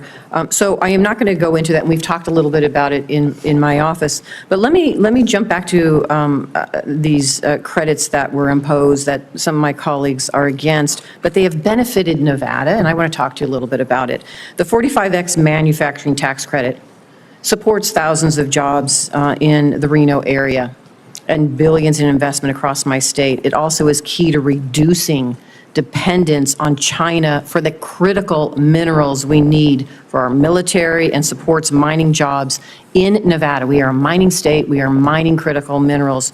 And so will you commit to opposing any effort to repeal or reduce the 45X tax credit, which is not just a benefit in Nevada, it's a benefit in other states as well, including Alaska? So again, Senator, I am unfamiliar with that exact provision, but I do believe that it is important for us to mine, accumulate, and move to domestic production for rare earths and other vital minerals. So I will get back to you on that my thoughts on that exact program, but on a atmospheric meta basis, I agree with the direction of travel. Thank you. Let me ask you this. We also talked about this. President Trump has stated that he thinks that the president should have influence over the decisions of the Federal Reserve. And we discussed this in my office, and I appreciate that opportunity. Does it continue to be your view that the Federal Reserve should be independent of the president? Of course, and I actually believe that the the notion that President Trump believes he should have influence, there was, I believe, a highly inaccurate Wall Street Journal article saying that he believed something to the effect of he should be in the room. President Trump is going to make his views known, as many senators did. 3 senators, including 2 on this committee, called for, there was a jumbo rate cut in September of 50 basis points. 2 of the senators on this committee called for 70. I'm not asking my senator colleads. I get the politics on their sides. I'm asking you. But let me just say, you don't deviate from our conversation that you think that there should be independence. I think on monetary policy decisions, the FOMC should be independent. Thank you. I appreciate that. And then for the benefit of our colleagues, what you're referring to earlier is in our meeting, I asked you if there were any regulations, Treasury regulations that currently exist that you disagree with. And in response, and continuing in response right now, you're saying you're going to look into it and get back to me. Is that right? Look, I believe, as we saw, I don't know if it's a regulation, but it's a policy, as we saw from the December 8th hack by some Chinese entities into the Treasury, which was very serious, that was through a work-from-home software app. So one of the policies that I support, I intend to be in the building every day that I am in Washington, and I support a return to the office, which is against the current Treasury policy. Right, and I appreciate that. If there are any others that you oppose and you can share with me, it doesn't have to be right now, get back to me, I appreciate that. Of course, I'm happy to provide that in writing. All right, thank you. Thank you so much. Thank you, Mr. Chairman. Thank you. Senator Young. Mr. Bessent, good to see you. Congratulations again on your nomination to this important position, and thank you for your willingness to serve our country. I'll tell you what I'm looking for in a Treasury Secretary. I'm looking for someone who has a clear record of professional accomplishment, a distinguished academic record would be a bonus. You have those things. I'm looking for someone who is thoughtful. What I care less about is the performative dimension of the job, I have to tell you. So there's a lot of chatter in Washington about that, but I do appreciate your thoughtful answers here this morning. So I'm going to dive in and begin by asking you about a dimension of your role as Treasury Secretary. You will inherit the role of chair on the Committee on Foreign Investment in the United States, also known as CFIUS, that reviews foreign investments in American industries. And very recently, President Biden blocked Nippon Steel's acquisition of U.S. steel on national security grounds. Yet he and the administration provided no clear, substantiated evidence, publicly at least, to justify this decision. For my home state, this abrupt action has instilled a lot of anxiety, particularly in the Gary, Indiana area, where there's nearly $1 billion in investments that were promised. If the Nippon U.S. Steel deal were to reappear before CFIUS, sir, do you commit today to an impartial review, particularly when political pressure was initially permitted to overshadow an honest assessment of national security vulnerabilities? Senator Young, thank you for the question, and I understand the imperative for jobs for your constituents in Indiana. President Trump most recently has also spoken out against the deal, but if the deal is... The statute indicates that you are charged with providing impartial reviews. That's all I'm asking. Would you be following that law or not, sir? Impartial reviews, sure. So it is currently in litigation. The review is closed, but if it reappears, that CFIUS will conduct the same review that it always does. Yes, sir. Okay. Well, thank you. We may have an opportunity to work together on that effort. Mr. Bessent, your nomination comes at a time when tariffs are central to our economic debates, particularly on issues like inflation, supply chain resilience, and job creation. Now, I believe that in moderation, tariffs, for a time, strengthen America's negotiating leverage with other nations, and they can strengthen certain national security relevant industries. But overuse of tariffs can inflate costs and provoke trade retaliation. As Hoosier farmers have experienced firsthand over the years, they often bear the impact of these retaliatory measures, leaving already thin margins much more vulnerable. What concrete steps would you take to shield these Indiana producers if major trading partners impose steep duties, and how do you envision the Treasury Department's role in supporting them?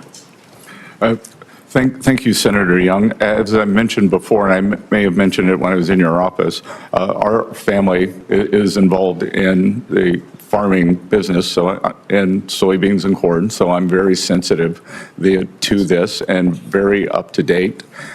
The American farmers have been very loyal. 90% of rural voters voted for President Trump, so they should know that their interests are his interests. And when you ask what I would do specifically, I have said recently, the Biden administration kept on all of the Trump tariffs, but what they did not do in the agreement with China was enforce the purchase provisions. So if confirmed, next week, if confirmed, I would begin pushing for the purchase guarantees that were in the China agreement to be enforced, and perhaps they have pushed the Chinese for a catch-up provision over the past 4 years. Just a quick follow-up. In terms of the application of tariffs, a skilled negotiator might sometimes use broad tariffs to gain leverage, and then in other cases, a more sector-specific approach could be effective. So what criteria or perhaps benchmarks would you use to inform your decision to go with across-the-board measures or more surgical tariffs? And do you believe there should be any built-in caps or triggers to prevent an unintended escalation? Senator Young, I haven't been confirmed yet. President Trump isn't in office, but I would imagine that you, the American people, should think about tariffs in 3 ways under the Trump administration. One will be for remedying unfair trade practices, either by industry or country, the Chinese tariffs, the steel. 2, maybe for a more generalized tariff as a revenue raiser for the federal budget. And 3, President Trump, I think, has added a 3rd use of tariffs, as you said, as a skilled negotiator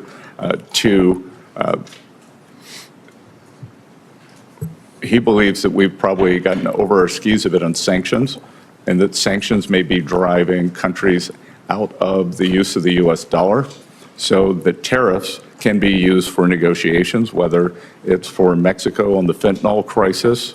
I think you and the American people should think about those 3 broad categories. Thank you. sir. We need to move on. And next is Senator Sanders. Senator Sanders, I don't believe you were here when I welcomed everyone to the committee this morning, but as a new member of the committee, I personally welcome you and look forward to working with you. Well, thank you very much, and it's a pleasure to be here. Mr. Bessent, thanks very much for being in the office the other day. Mr. Bessent, the United States today has more income and wealth inequality than has ever existed in the history of our country. You got 3 people on top, Mr. Musk, Mr. Bezos, and Mr. Zuckerberg, who are now worth almost $1 trillion. That is more than half of the bottom of our society, some 170 million people. 3 people, more wealth than the bottom, 170 million. We have more concentration of ownership today than we have ever had. We have more concentration of ownership in the media, where a handful of billionaires like Musk, Bezos, Rupert Murdoch increasingly own the media and the information that the American people receive. We have a corrupt campaign finance system in which a small number of billionaires in both political parties make huge contributions into the presidential and congressional campaigns.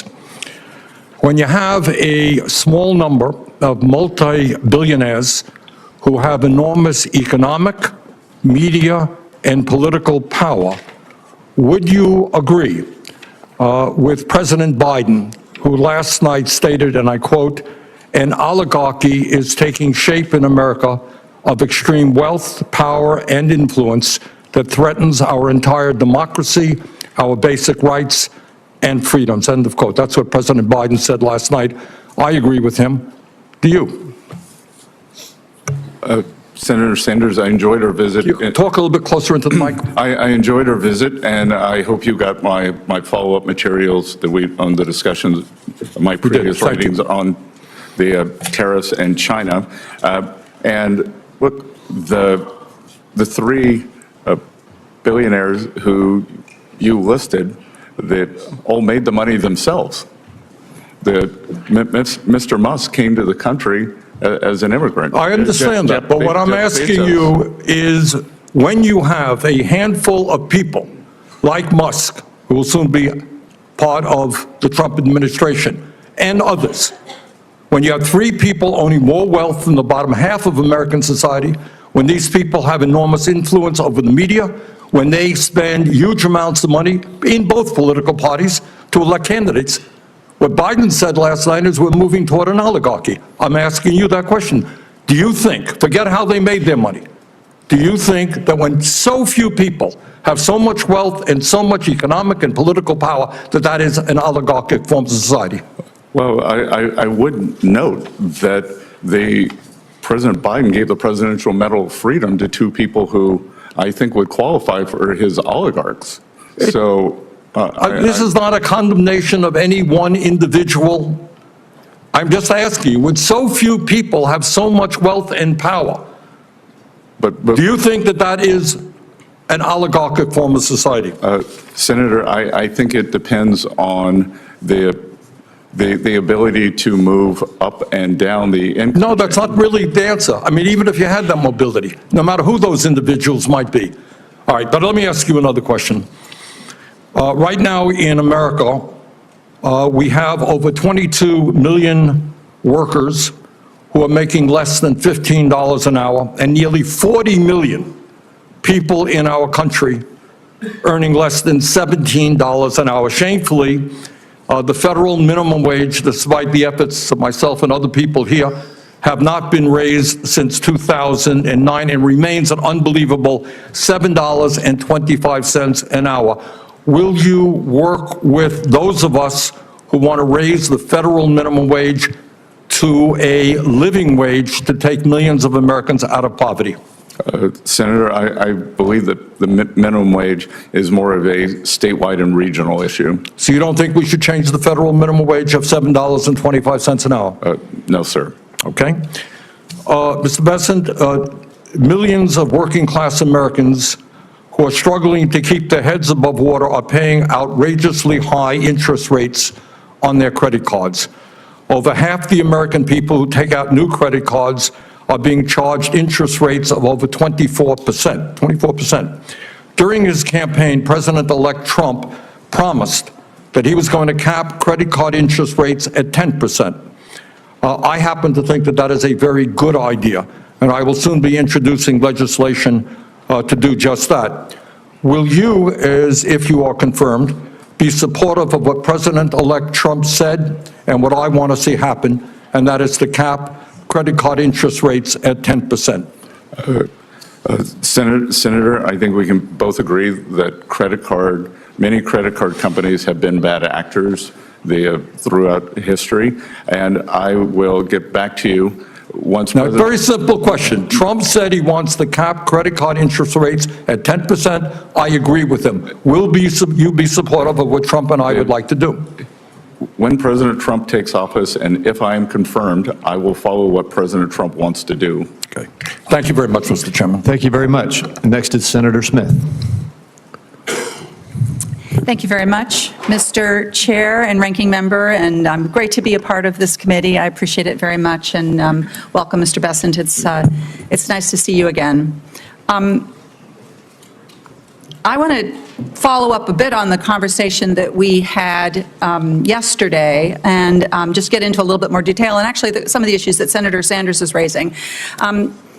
I'm focused on how we can lower costs for Americans and how we can make this economy work better for regular people in this country. And when we spoke yesterday, we talked generally about this. And you have said that you think our biggest challenge is to get after the deficit, and you've also said that your first priority is to extend the Republican Trump tax cuts, which would add $4.6 trillion to the federal deficit.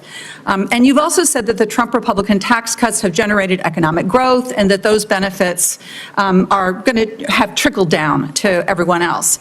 But what I see is that these Republican tax cuts have delivered massive consolidation of wealth at the top.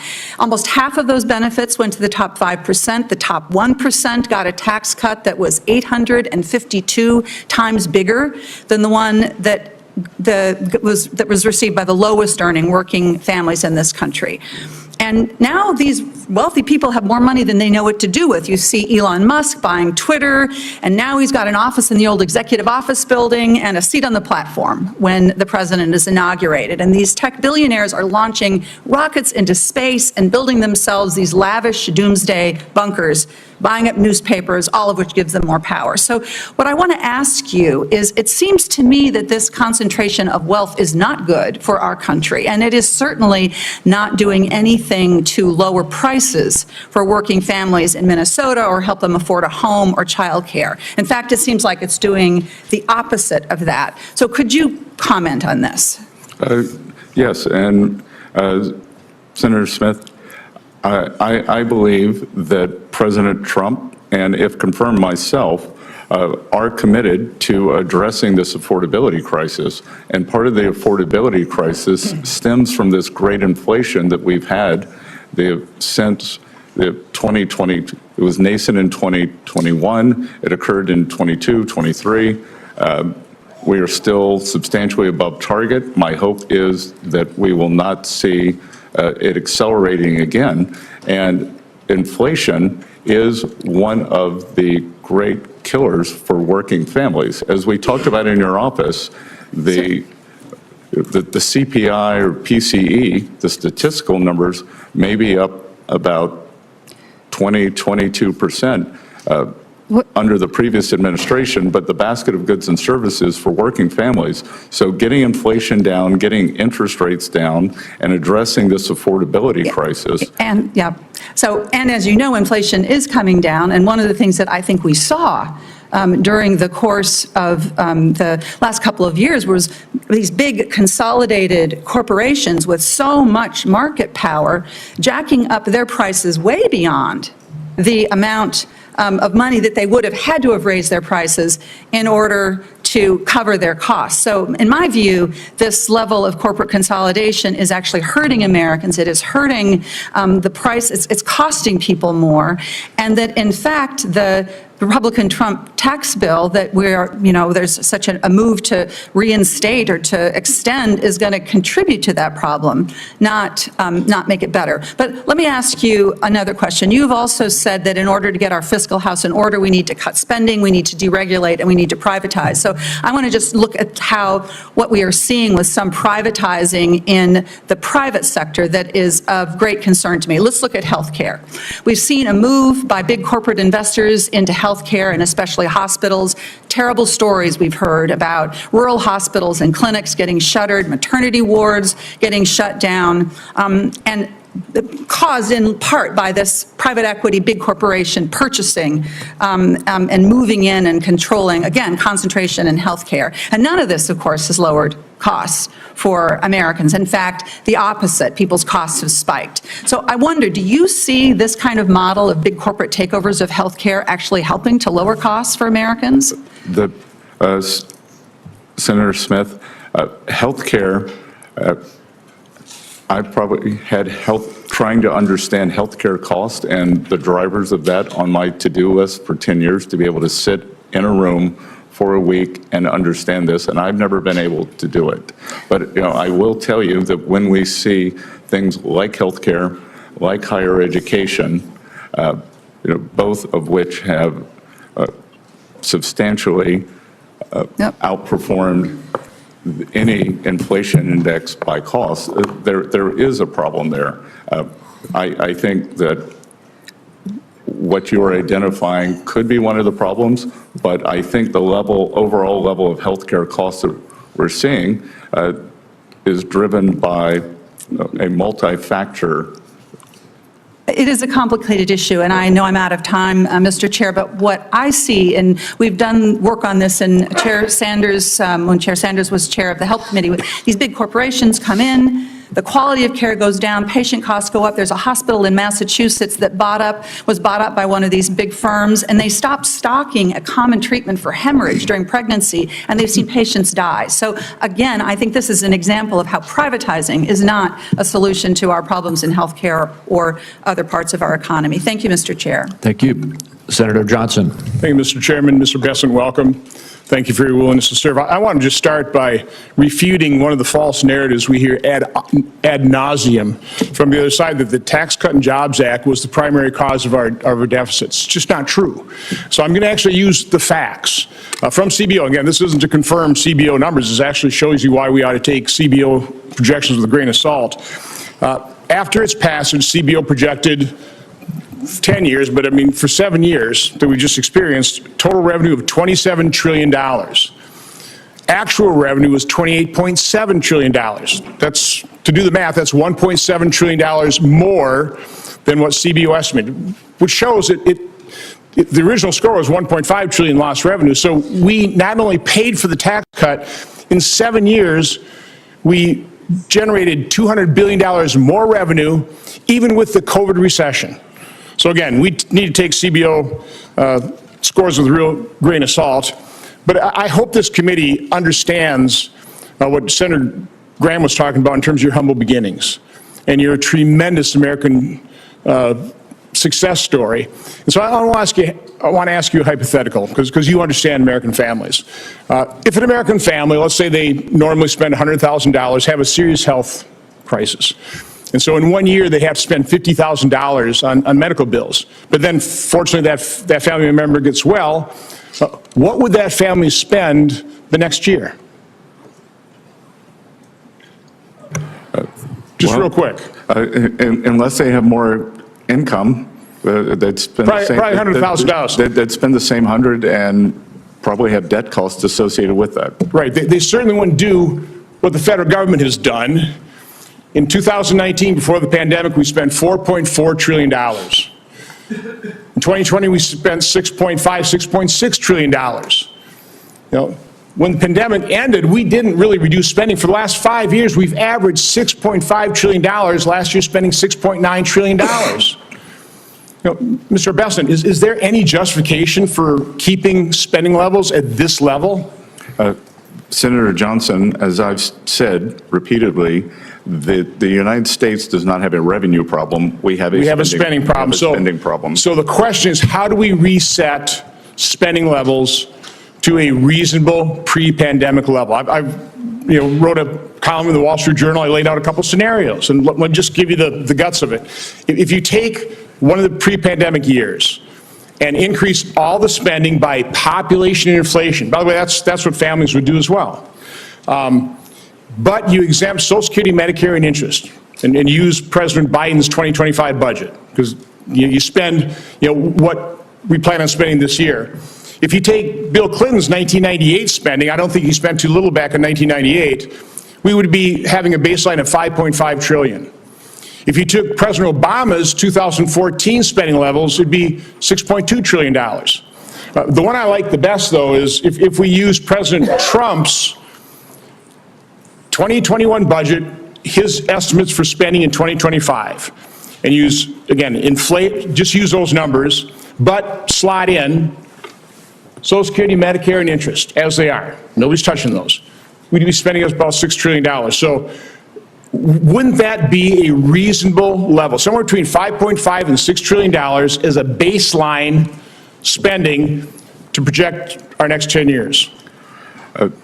Senator, I look forward to working with you on this, that you've clearly done more work than I have.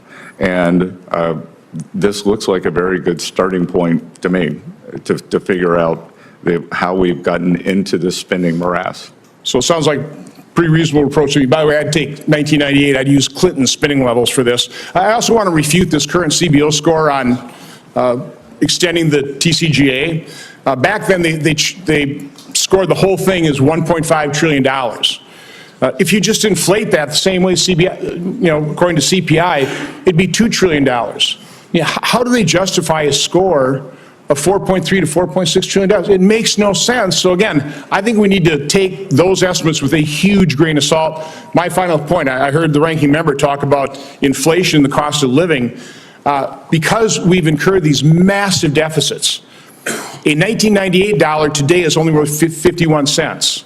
A 2014 dollar today is only worth 74 cents. A 2019 dollar is only worth 80 cents. That was caused by this massive deficit spending, the devaluation of the dollar, and a lot of devaluations occurred over the last 4 years because we spent too much money. Not because we didn't tax America enough, it's because we spent way too much money. Thank you, Mr. Chairman. Thank you. Senator Cantwell. Thank you so much, Mr. Chairman. Mr. Bessent, congratulations on your nomination, and I see your family sitting there in earnest on these economic issues. It's so interesting. Our perspectives, you can see from this committee, are arguing about what we think are the right economic policies for the country, and as the Treasury nominee, with your background and experience, we still are talking about the president's policies and whether we think they're effective or not. Real GDP has increased at an annual rate of 3.1% in the third quarter of 2024. That's strong growth, right? As an aggregate number, it's strong growth. Okay. The economy added 16 million jobs over the last 4 years. An average unemployment rate is the lowest it's been in 50 years. So that's led to better pay and working conditions. We want that, right? I'm in favor of better pay and working conditions. Okay. Yes, Senator.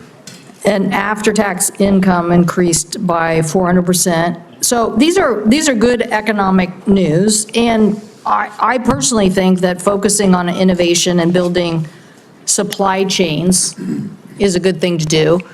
And so when you start talking about tariffs, that's when you get, the Pacific Northwest attention. In fact, I would say a recent editorial by one of my newspapers was, bracing for the Trump tariffs, aviation in general. You can imagine, we actually have an actual net surplus. I think we export about $2 billion worth of goods out of our state versus importing $1 billion, but this is a big part of it.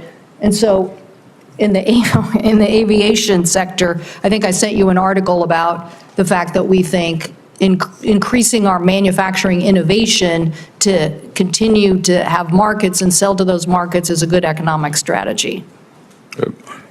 Senator Cantwell, as I discussed in your office, that in my hometown of Charleston, South Carolina, Boeing is also the largest employer. So I view aviation as very important. Great. So now I want to, this is, and believe me, I would have the same conversation with Joe Biden or Barack Obama or whoever.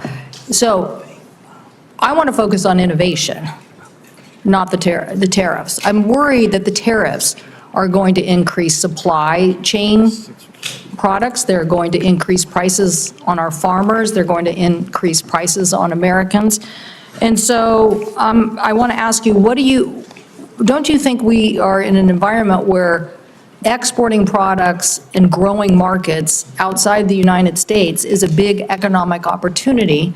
And what are you going to do to build coalitions to help us be able to achieve opening up those markets as opposed to just the retaliatory tariff environment, which may raise costs on Americans and not resolve these issues?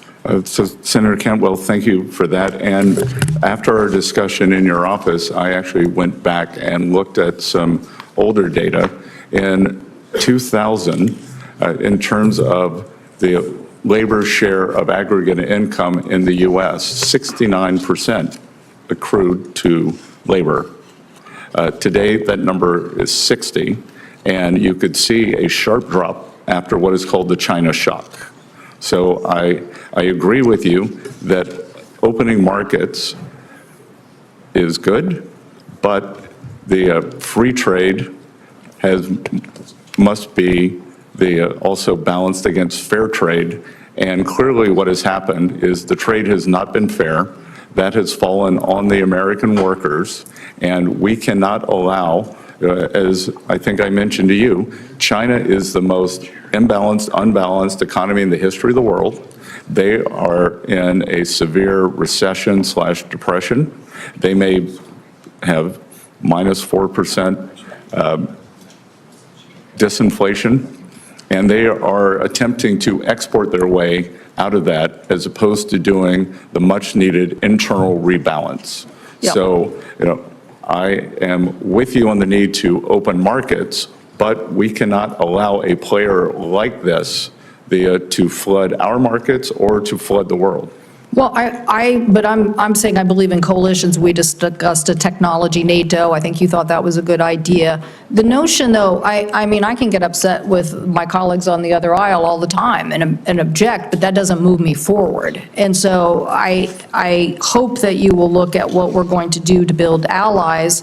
I mean, these numbers that basically are talking about just the tariff and what it would do to the price of gasoline given Canada is concerning. And so I want to know that the Trump administration is going to focus as much on innovating our way to success as we are on the tariffs, because I do think we're going to see retaliatory tariffs. We saw them in our state. It hurt us in our agriculture. And what happened is that you lose more farms. I mean, there's a lot of people buying farmland. Goldman Sachs, Bill Gates, there's a lot of people buying farmland. But we're losing farmers in the middle of the trade wars, and that's a concern I have. Thank you, Mr. Chairman. And oh, by the way, thank you so much for mentioning housing. I so appreciate that that was in your statement. I look forward to working with you. I do think that's an area, if the president will push forward, that it is a way for us to lower costs. Thank you. Thank you. Senator Lujan. Thank you, Mr. Chairman. Good to be with you. Mr. Bessent, thank you and your family for being with us today. I very much appreciated the conversation we had in the office. Now, I'm going to touch on several topics, so I'm going to ask you some yes or no questions, and I thank you in advance for your brevity. It may surprise many observing today the immense responsibility that the Secretary of Treasury has in stemming the flow of fentanyl and other substances. Now, yes or no, will you commit to continuing the Biden administration's counter-fentanyl strike force, which brought together the Office of Terrorism and Financial Intelligence and IRS criminal investigation to fight financial crime? Thank you, Senator. I enjoyed our visit. And as I mentioned in your office, this is personal for me, as two families who are close to our family lost children to the fentanyl crisis. So I will commit and know that it is my belief that President Trump is laser focused on this issue. Mr. Bennett, yes or no, will you work with me to ensure that there's more transparency over suspicious activity reports, SARS, at the Financial Crimes Network for Congress? I believe, as you and I discussed, there is a sleeve of Treasury called TFI, Terrorism Finance, that deals with this within fence in, and I believe that I believe that we have to have a 2025 approach to, as you and I talked about, digital currencies and all branches of government. So, yes. Now, Mr. Bessent, in your role as Treasury Secretary, do you agree that you will play an important role in advising President Trump and congressional Republicans on policy related to the economy, including investment in government programs? Yes, Senator. Now, I was pleased in our meeting that you stated, quote, "No cuts will be needed," unquote, to achieve your economic goals. I think that might surprise a lot of my Republican colleagues, but I very much appreciate that conversation that we had. Now, yes or no, will you recommend cutting Medicaid? I'm sorry. Did you say, I didn't hear whether you said Medicaid or Medicare. Yes or no, will you recommend cutting Medicaid? Medicaid? That I will, it's the business of Congress to do the budget, and I am in favor of empowering states, and I believe that for some states that will be an increase, for some states that will be a decrease. So, Mr. Bessent, will you recommend cutting Medicaid to President Trump? And I'll remind you that you acknowledge that one of your responsibilities as Secretary of the Treasury will be to be providing this advice. I will get back to you on this when I have seen the details of the full budget proposal once President Trump is in office and if confirmed. Will you recommend cuts to broadband following the investments that we've been seeing across the country making immense progress in connecting more people across the country that were included in the bipartisan infrastructure law? Senator, I am unfamiliar with the exact program. It is my understanding that much of the allocated funding has not been dispersed yet. So I will get back to you on that. Well, Mr. Bessent, a lot of folks back in South Carolina, including some of your farming neighbors, are getting connectivity because of these programs. You may just need to chat with them about the importance of what this program means. As my time expires, it might surprise many here that there's only a couple of us in this body that are members of Head Start, and I imagine we might hear a little bit more of that from my brother in Head Start, Mr. Warnock here. But when we talk about the importance to early education in America, the economic benefit, yes or no, will you recommend cuts to Head Start? Yeah. Again, Senator, I'll have to get back to you on this. I don't understand the intricacies of that program. Of Head Start? Yes, I don't understand the budget ramifications. I don't understand. Do you know what Head Start is? Yep, I believe it's an earlier childhood education program. That's fair, sir. I didn't realize that you had to qualify to get into that program. So the family that I was raised in, we qualified to get into that program. But it opens up doors. I mean, heck, it got a couple of us to the United States Senate. So certainly hope that we might be able to find some agreement in protecting that program. And if someone tries to eliminate that in early childhood education, that we could count on you on behalf of New Mexicans, South Carolinians, and people across America to say, no, we're not going to do that one. Mr. Chairman, thank you for the time today. Appreciate you being here again, sir. Thank you, Senator Barrasso. Thanks so much, Mr. Chairman. Thanks so much for your willingness to serve. Thanks for being here. Enjoyed our discussion quite a bit in talking about the future for the country and the role of the Treasury Secretary in getting our economy back on track. This means lower prices, higher wages, more jobs, and stronger economic growth for America. It also means protecting people in states like Wyoming from crushing regulations and devastating tax hikes. It means getting wasteful spending under control. And I'm greatly encouraged by our meeting that we had. You have, I believe, a strong vision for America, a strong vision for unleashing American energy, for getting tough on China, for getting tough on our adversaries, and getting the federal government out of the way for so many of us. I'd like to talk a bit about energy, and I've just been in the other committee yesterday, Secretary of Energy, earlier today, the Secretary of Interior, lots of energy questions. So I'm glad that we agree a key ingredient in reigniting the economy in this country is to unleash American energy. In my home state of Wyoming, we're an energy superpower as a nation, and we are America's energy breadbasket in Wyoming. Energy production is the heart of our Wyoming economy and the nation's economy.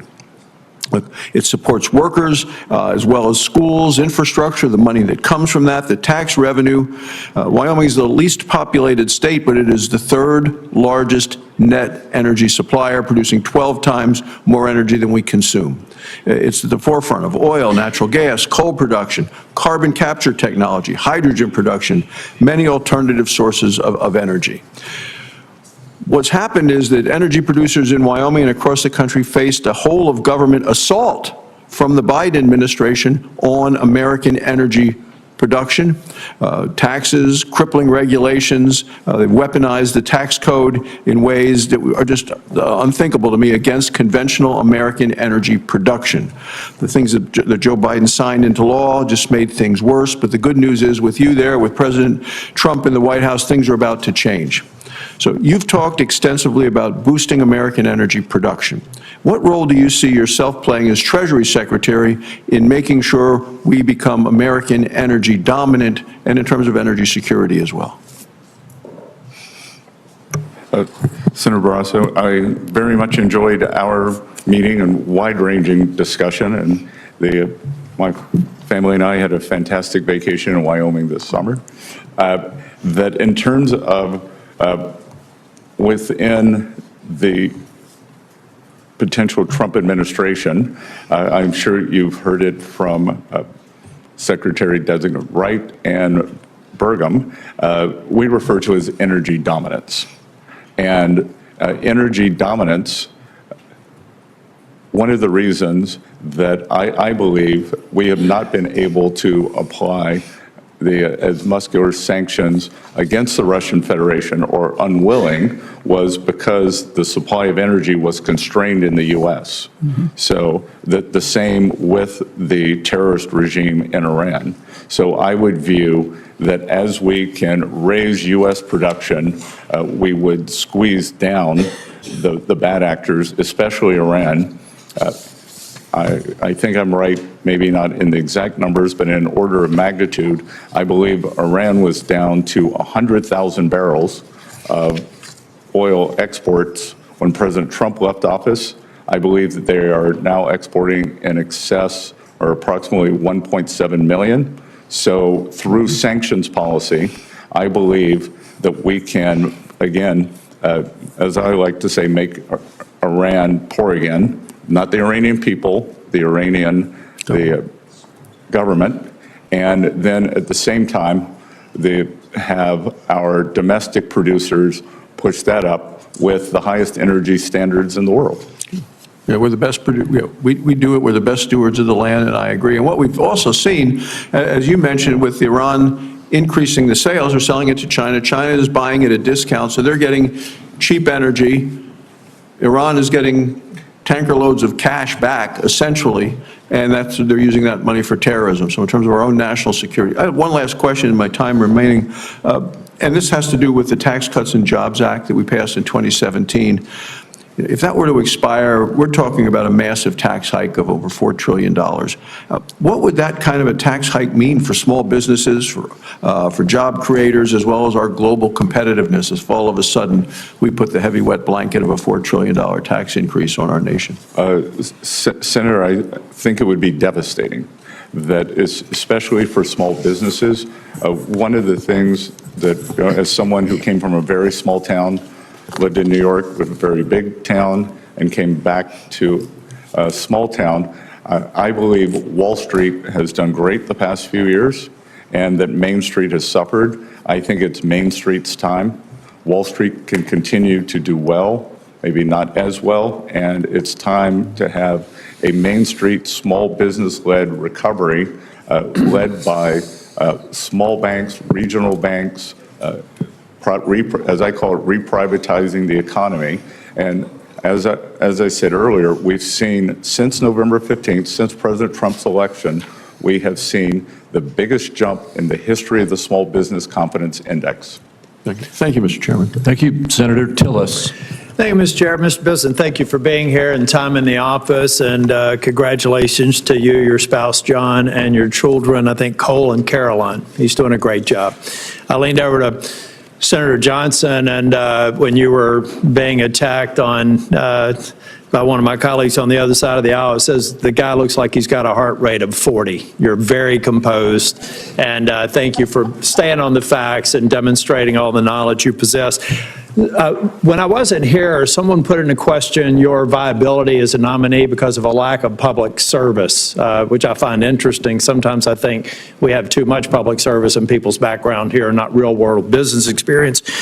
But can you give me an idea of why this nomination may represent your first entry into public service?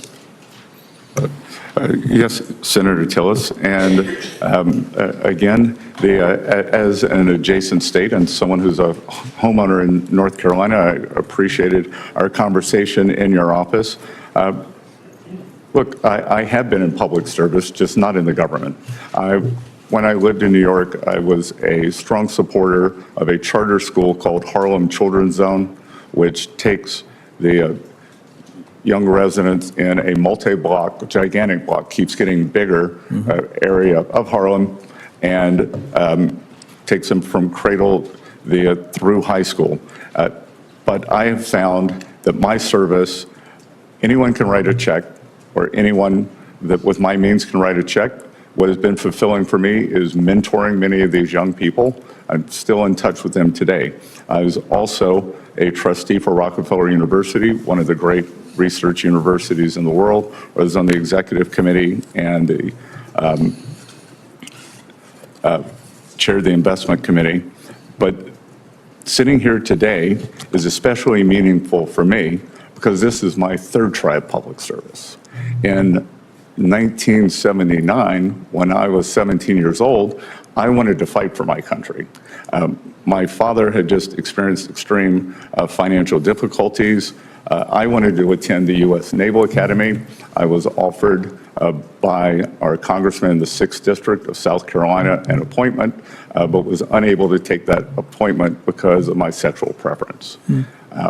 I managed to go to Yale, worked several jobs to do that. While at Yale, I wanted to do public service and joined the Foreign Service. I was told also not welcome.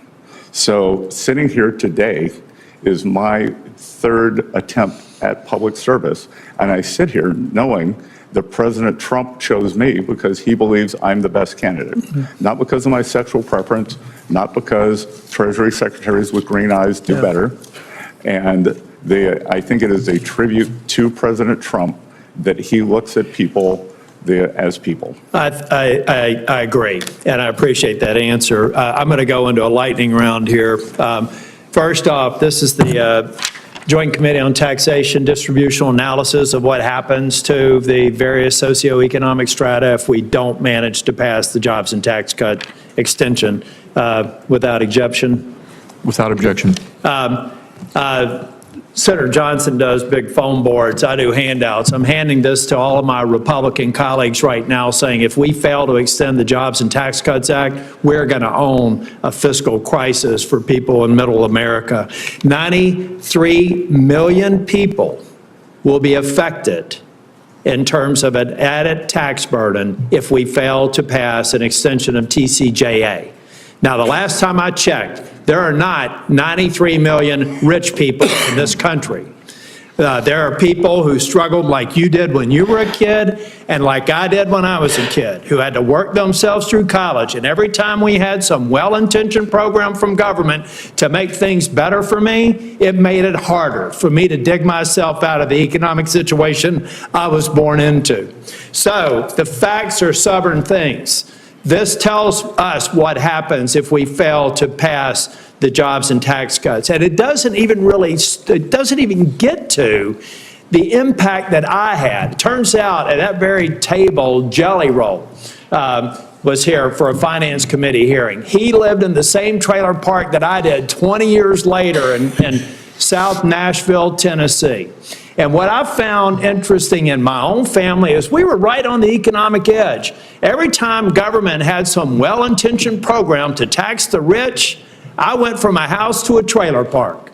And every time government let us do what we wanted to do, we lived in a house.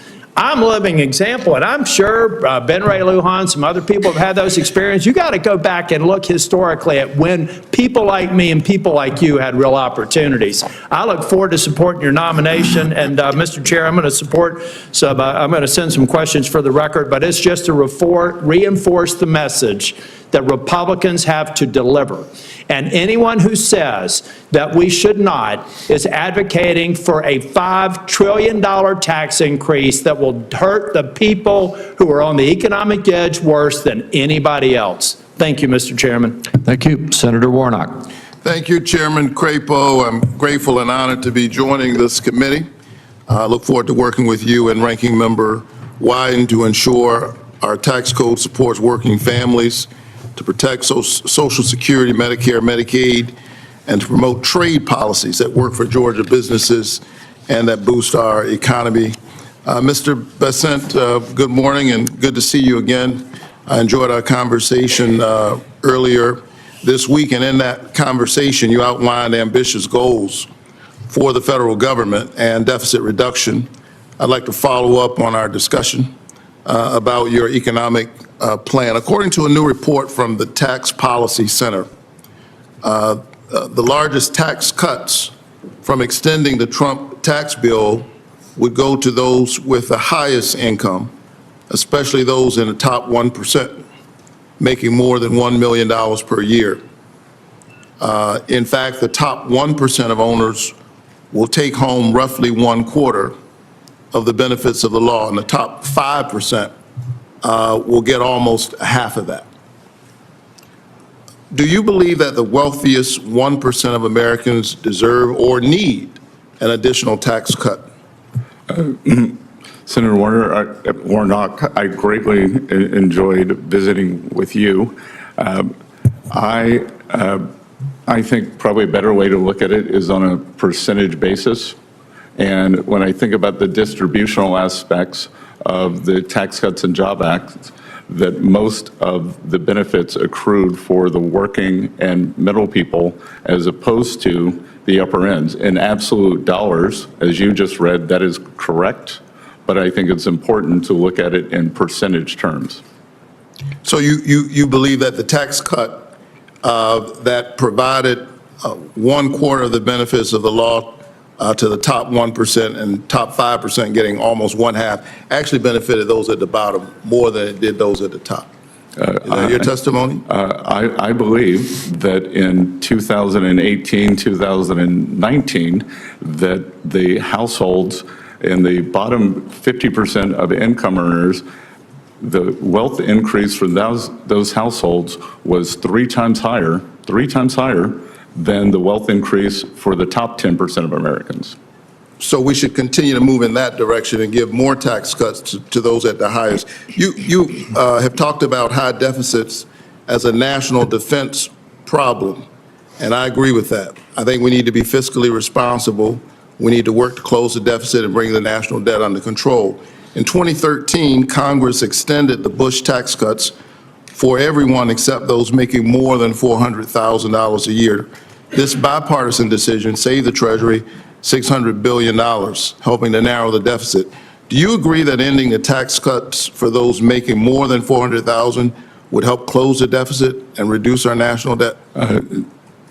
Senator Warnock, I do not. I believe that you would capture an inordinate amount of small business people who largely are in that cohort of 400,000 to a million. So you wouldn't cut it off at 400,000. What about $1 million? That, again, I believe these are small business pass-through owners, and I believe that we, as I said before, Wall Street's done great. It is time for Main Street to do well, and small businesses need to drive what I call the reprivatization here away from this government spending. I agree that it's Main Street's time. I'm from Atlanta, so I'll say Peachtree. and some other locations in my state. What about those making more than 10 million? Would we reduce the deficit by extending those tax cuts for folks making about $10 million? So again, I think it's important that we put in incentives for them to invest. So going back to the 100% depreciation for equipment, that I think that. And I don't mean to keep interrupting, but I'm the pastor, and we're known to be loquacious of speech, but I'm running out of time here. What about $1 billion? So again, that I think that these are the job creators. So there's no income level for which you would support raising taxes. Is that fair? There is no income level that I don't think we should continue the TCJA as it was. All right. I think our country is facing structural deficits. However, I think that to continue to reduce taxes for the wealthy and letting them avoid taxes based on what they already owe is not going to get us out of that problem. But I look forward to continuing that discussion with you. Thank you very much. Thank you, Senator. Thank you very much. And before we go on to Senator Blackburn, I just want to restate there's a lot of facts that have been thrown around in this hearing today. I'll just restate one that I said in my opening statement, and that is of this $4.3 to $4.6 trillion tax increase that it could happen, $100,000.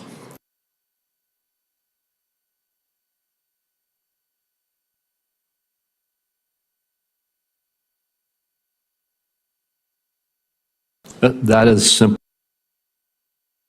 tax increase. Senator Blackman. Thank you, Mr. Chairman. Thank you for bringing that clarification, because if we do not extend the Tax Cut and Jobs Act, it is that $4 trillion tax hike that people are going to see. And I appreciate your comments about a Main Street small business recovery. That is something that is so vitally important. And as the chairman knows, we have had much discussion over the last few years with the Biden administration over how they determine that $400,000 number. If it is the gross, if it's the adjusted gross, they came up with the term of total positive income, which is everything you make.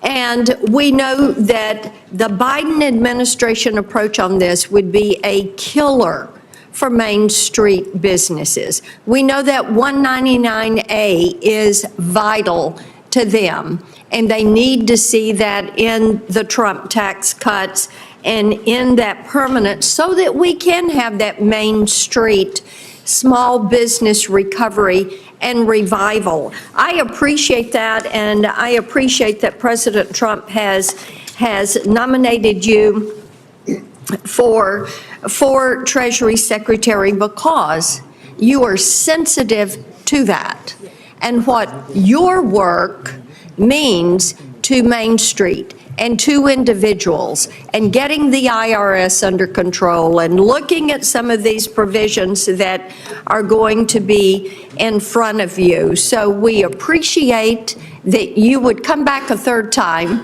and look at public service, and that John and Caroline and Colin, by the way, they are behaving so beautifully. Whatever they want, they get. Ice cream. Senate orders. We'll be right there to support them. I do want to talk with you for a moment about CBDCs and some of the push that the Biden administration had. They did an executive order for Treasury to research development of a CBDC in the United States. And of course, this causes a lot of us heartburn, because we look at what the CCP did with the digital yuan in connection with the Olympics. So upon confirmation, how would you approach this discussion of CBDCs? And are you for them or against them? Could you end the Biden administration project to create a U.S.-based CBDC? Senator Blackburn, thank you for your remarks. I may have a little trouble disciplining the two behind me, as I'm sure that I will hear that a U.S. Senator has vouched for their behavior. But on CBDCs, I see no reason for the U.S. to have a central bank digital currency. In my mind, a central bank digital currency is for countries who have no other investment alternatives. So if we think about a reserve manager,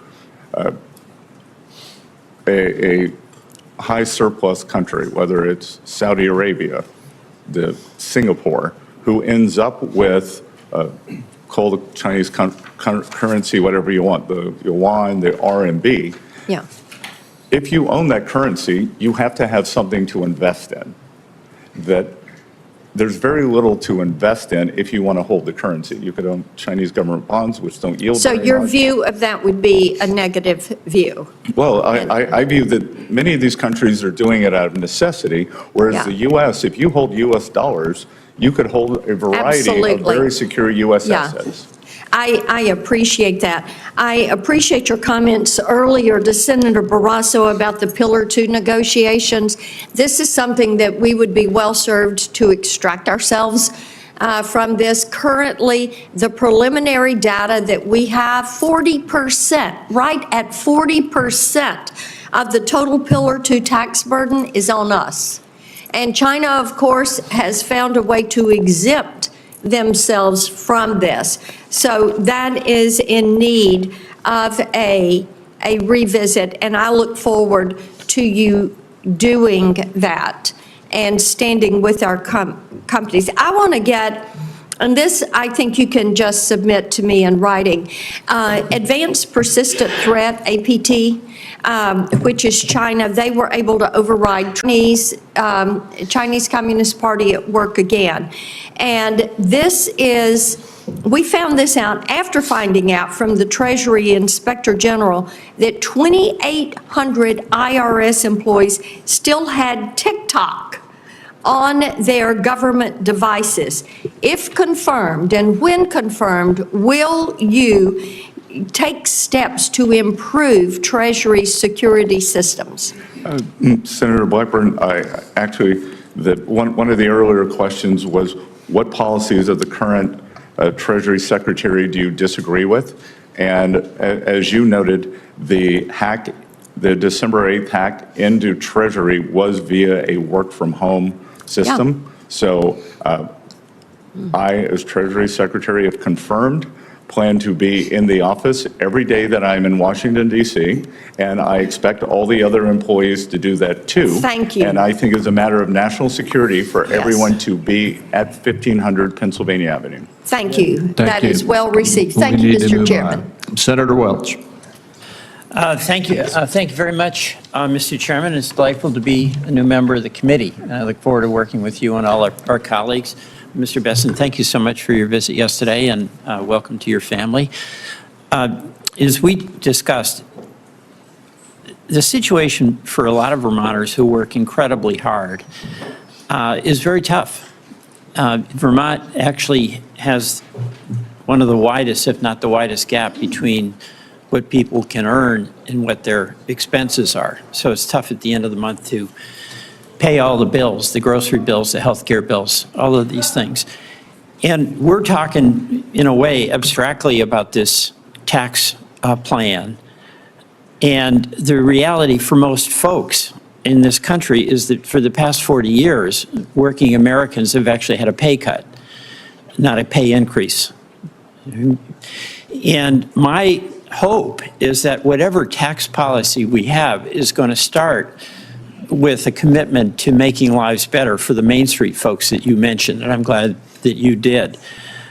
But there is going to be a lot of negotiation on how to pay for these tax cuts. And one of the things that will be on the block is something that's very, very important to Vermonters, and that's the affordable tax care credits that we have now. So in Vermont, I mean, healthcare is incredibly expensive for everybody.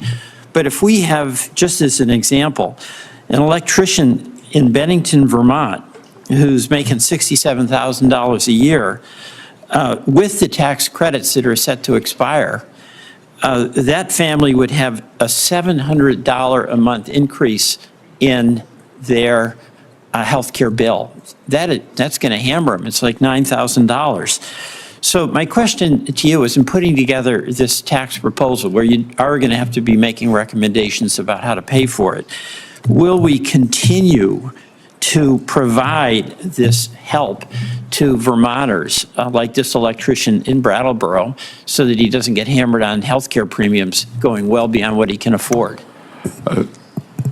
Senator, as we discussed in your office, and I haven't had time to do my homework on this, as I think I told you that my family, friends, business colleagues, I often get sick of hearing my phrase, no data, no opinion. No, I will get up to speed. If confirmed, I will get up to this. I appreciate that, but there's a couple of things that really make a difference for working Americans in South Carolina and in Vermont. The child tax credit, when we had that and reduced poverty for children by 50%, that's really elemental for hardworking families. In the premium support, where healthcare is just a brutal expense for employers too, by the way. So my hope is that in the design, we're going to start by making certain that we do no harm to working Vermonters and working South Carolinians, okay? Second, on the tariffs, I'm in support of the China tariffs. That is defending us against unfair trade practices by China. I'm concerned about the impact of tariffs on Canada and what that does to us in Vermont. Our major business partner, export partner, is Canada. And from what we have seen, it would raise the cost to businesses, probably cost jobs and cost to consumers.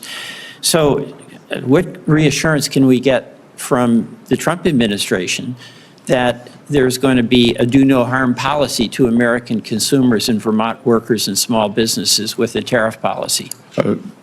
Senator, very, very difficult for me to isolate Vermont especially, but in terms of working Americans, I believe that President Trump understands that it's working America. He had a very unique coalition. Well, he does, and my hope the policy will reflect that. So I appreciate the opportunity to work with you on that.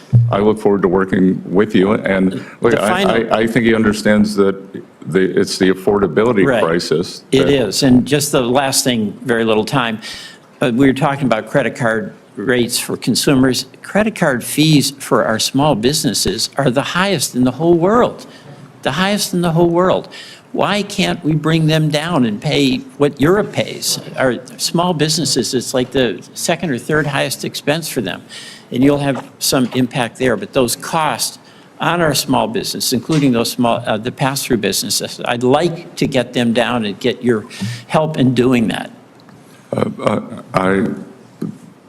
I look forward to working with you on this issue, if confirmed. Thank you very much. Thank you. Thank you. Senator Marshall. Well, thank you, Chairman Crapo, Ranking Member Wyden. It's great to join the Finance Committee. As I listen around, it just seems like to me like so many of us share the same goal, that we want Americans to be prosperous. We want them to be able to live their American dream. We disagree how to get there oftentimes, but we all had this same goal, that we want Americans to be prosperous. Mr. Bessent, welcome, and congratulations on your nomination as well. I think it could be said that rural America in many ways is President Trump's base. Of the 77 million people that voted for President Trump, a lot of them came from rural America.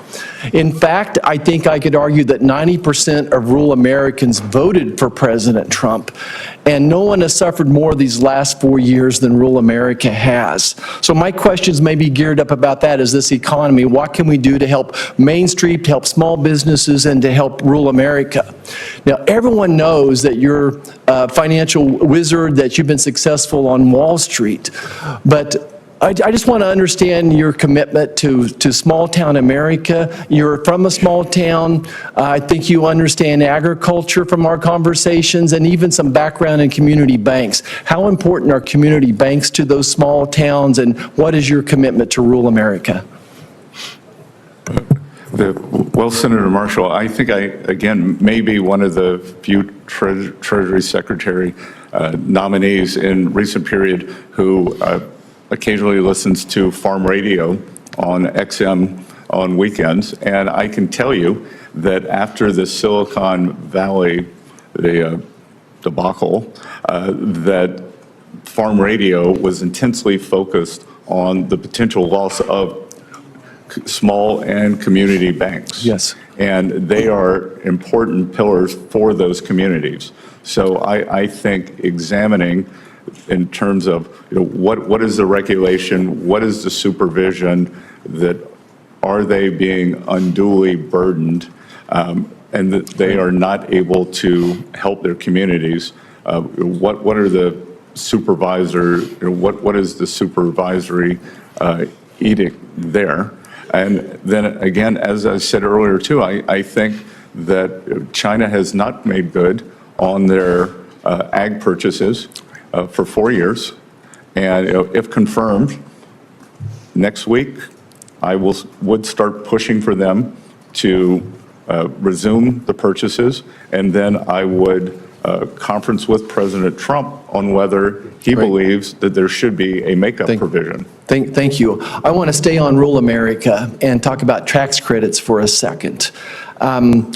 45Z is a tax credit, and I'm not sure if you're familiar with it or not, but it would really help rural America in the standpoint that we help take some of our feedstocks, whether it's soybeans or corn, and turn it into biodiesel, renewable diesel. I think it's going to lead to a cleaner air for all of us, but it's certainly very important to rural America, and just would ask that you would look into it. But what we can't do is let China benefit from it. I really think any tax credit we have should not impact foreign entities, and just want to get a few background thoughts on this 45Z tax credit from you.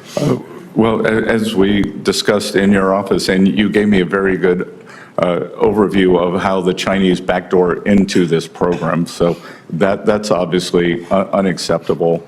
And I look forward to working with you on the 45Z. Great. And then I want to finish up probably here on the Trump tax cuts and how important it is to make them permanent. I don't understand what $4.6 trillion is, but I can tell you that families back in Kansas were able to keep about $1,000 a month in their pocket after the Trump tax cuts took effect.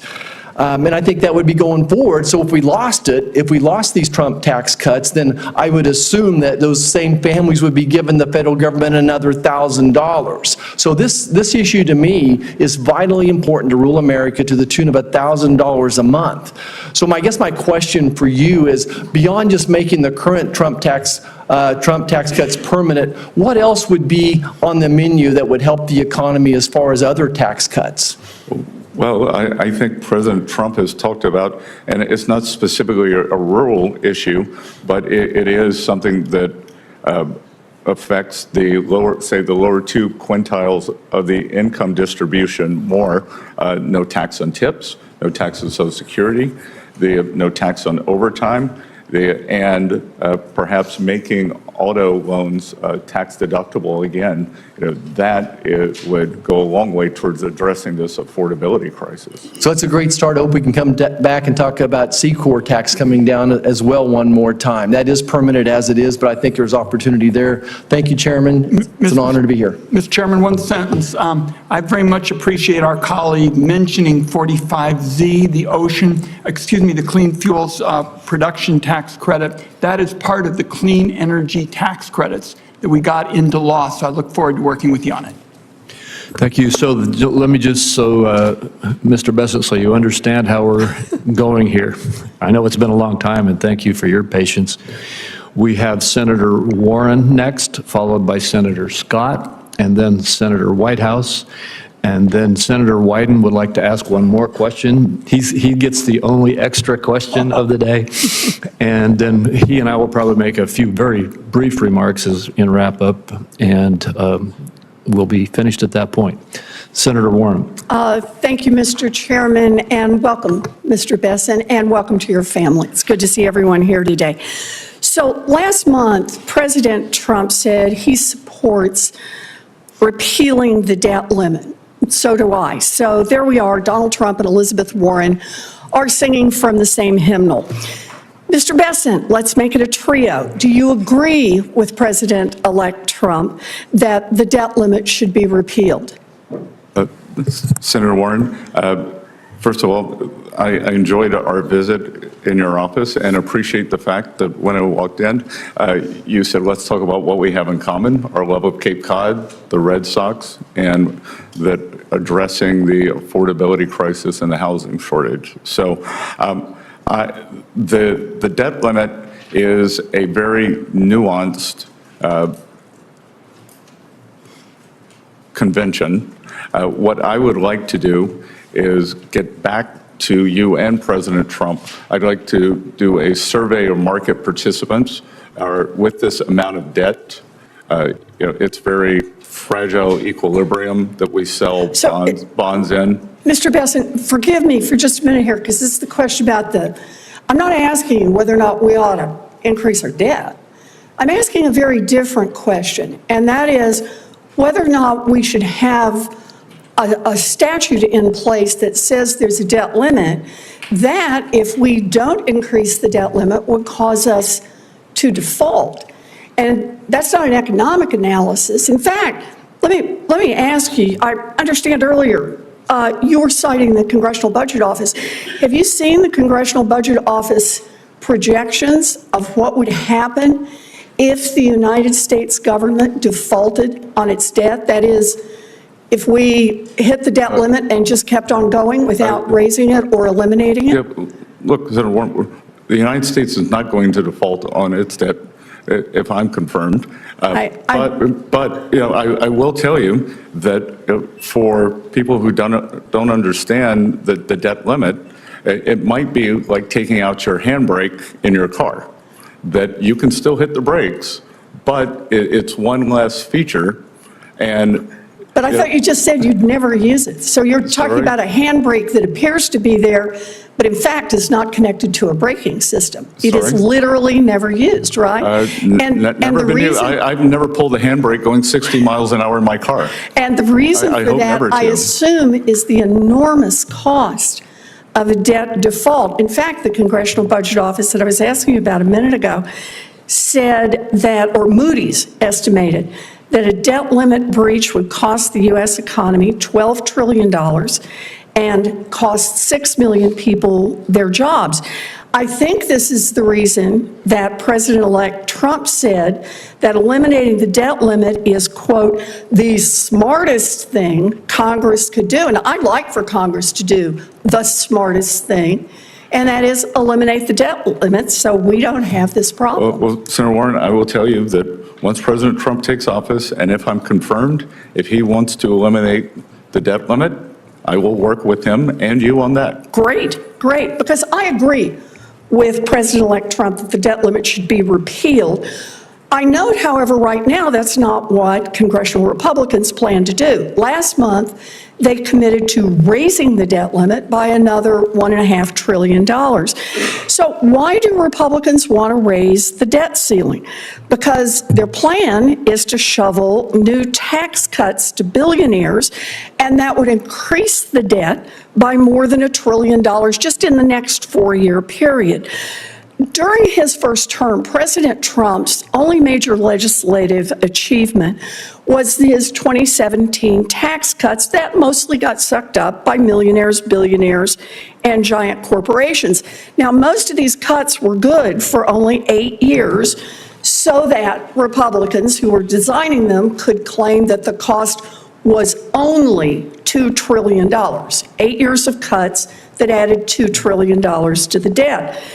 Now we're talking about Republicans and President-elect Trump who want to give those same rich people and giant corporations more years of tax cuts. And I just want to be clear that we understand each other here, that I think it was Senator Warnock who asked you about, is there any billionaire rich enough who you wouldn't support a tax cut for going forward? That I think it's unwise to single out any Rich people? any individual. Okay, is there any group of billionaires? You can just pick a dollar figure and there can be more than one above that. I could give you a glib answer, but I won't. But again, that's not where the money is.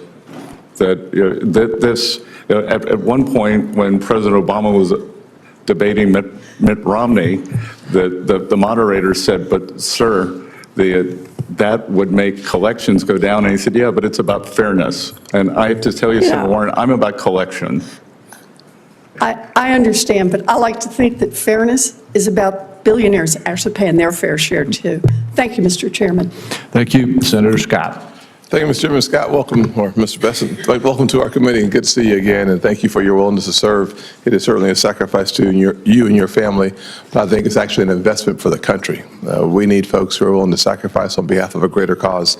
The greater cause in this instance is generations of Americans you will likely never meet, but we'll be better off because we do the right thing. One of the things I think about as the right thing, I know you grew up in a working class family, and I grew up in a single parent household mired in poverty, is having stability in our financial system. One of the places where we need the greatest amount of stability is for our banks. So think about Silicon Valley Bank and other banks that failed recently. As you can imagine, as the chairman of the banking committee, I care deeply about the stability and strength of our banking system. From your vantage point, can you provide your assessment of the current safety and soundness of the U.S. banking industry, and what steps you believe are necessary to ensure long-term stability? Senator Scott, good to see you. Good to have two South Carolinians in the room. And look, I think the strength of the U.S. Economy, our financial markets, is the depth and breadth of our financial systems. I believe that we have likely seen the top 5 banks become too big a share of banking assets. We have seen, because of undue regulation, the shadow banking system get larger and larger, and to the detriment of community banks, small banks, and the small regional banks. So I think that we have to take a look at both regulatory and supervisory conditions in those. I think that the banking system is well capitalized, perhaps overcapitalized, and this comes from someone, my background is as a financial institutions analyst. I've also taught the history of financial crises, so I am very attuned to the idea that financial stability is important. The pendulum tends to swing from one way, go into overshoot, and that from 99 to 2008, that was an overshoot. And since then, the regulation, our banking system has been constrained. And if we are going to have the kind of the generalized Main Street prosperity that I would like to see over the next few years, it's going to be driven by communities, small banks, and small regionals. Well, if I had more time, maybe another 5 or 6 minutes would be great. I don't think I'm getting it. Thank you very much. We'd spend a little more time on Basel III because your answer actually reinforces the fact that Basel III puts more capital on the sidelines, which means there's less capital to loan for mortgages or for starting small businesses. But I won't go there. But where I will go, however, is towards opportunity zones. As you know, I wrote the legislation, and opportunity zones was in fact a bipartisan piece of legislation, although it's only supported by Republicans.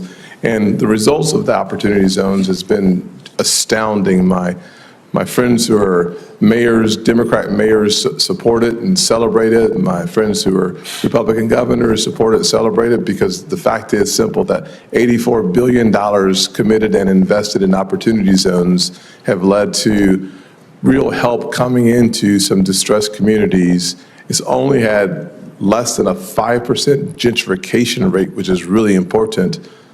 But for the housing question, so many folks, mayors around the country said for the first time, because of opportunity zones, they're seeing affordable housing in their downtown areas, and they haven't seen it John Geddes and Rock Hill 3 decades. So we know that they've been effective without gentrification. I hope that the administration will spend some time encouraging and supporting the next iteration of opportunity zones. Your thoughts quickly? Senator Scott, I think they have been a resounding success. And I recently read data that in terms of affordable housing, the opportunity zones have created more affordable housing within the zones than any other federal government program since opportunity zones were created. So I think that it's a fantastic way to address the housing crisis. I think the inner city redevelopment, I think we could think about opportunity zones more in rural areas. Yes. So I look forward to expanding and continuing the discussion. Thank you. My last thoughts will be a comment, not a question. But as a result of the TCJA, we saw the richest Americans' tax burden as a percent of revenues coming in go up. And we saw the poorest Americans as a percent of revenue coming into the government go down.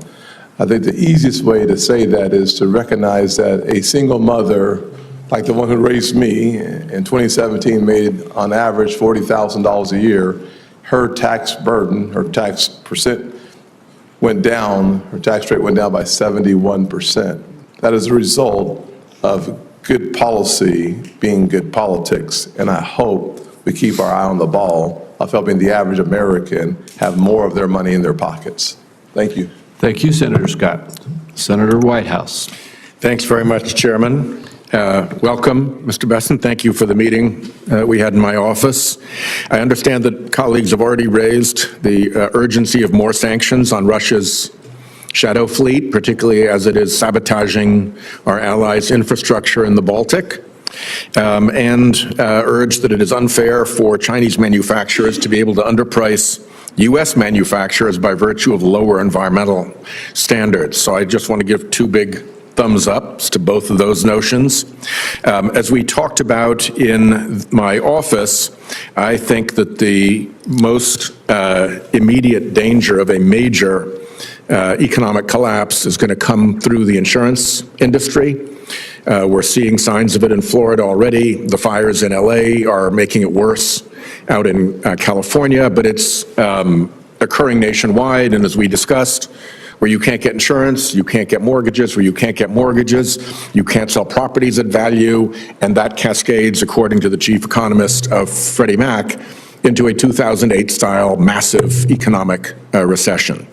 So I would like to ask first that you get somebody on your team to take a look at this report, which I'd ask to put into the record, from the Senate Budget Committee while I was chairing it, on the non-renewals, price increases, and unavailability problem county by county across the country. And if somebody on your team looks at it and can give you a summary, I would be grateful. And I would actually ask you personally to read this Economist magazine article. I don't think it's complicated. No, Senator Whitehouse, you gave it to me in your office, and I did read it. Good. So all right, so we're ahead of you. So I just want to make sure. I will point out to my children behind me, doing your homework's important. It is important, and thank you for doing that. I think you're the first person in a nominations hearing who's actually done the reading that has been proposed. So I just think that all of us need to be alert to this problem. I think it's actually started. Ernest Hemingway famously said that bankruptcies happen gradually and then suddenly. I think we're in gradually on a climate change-driven insurance crisis that will cascade out into the whole economy.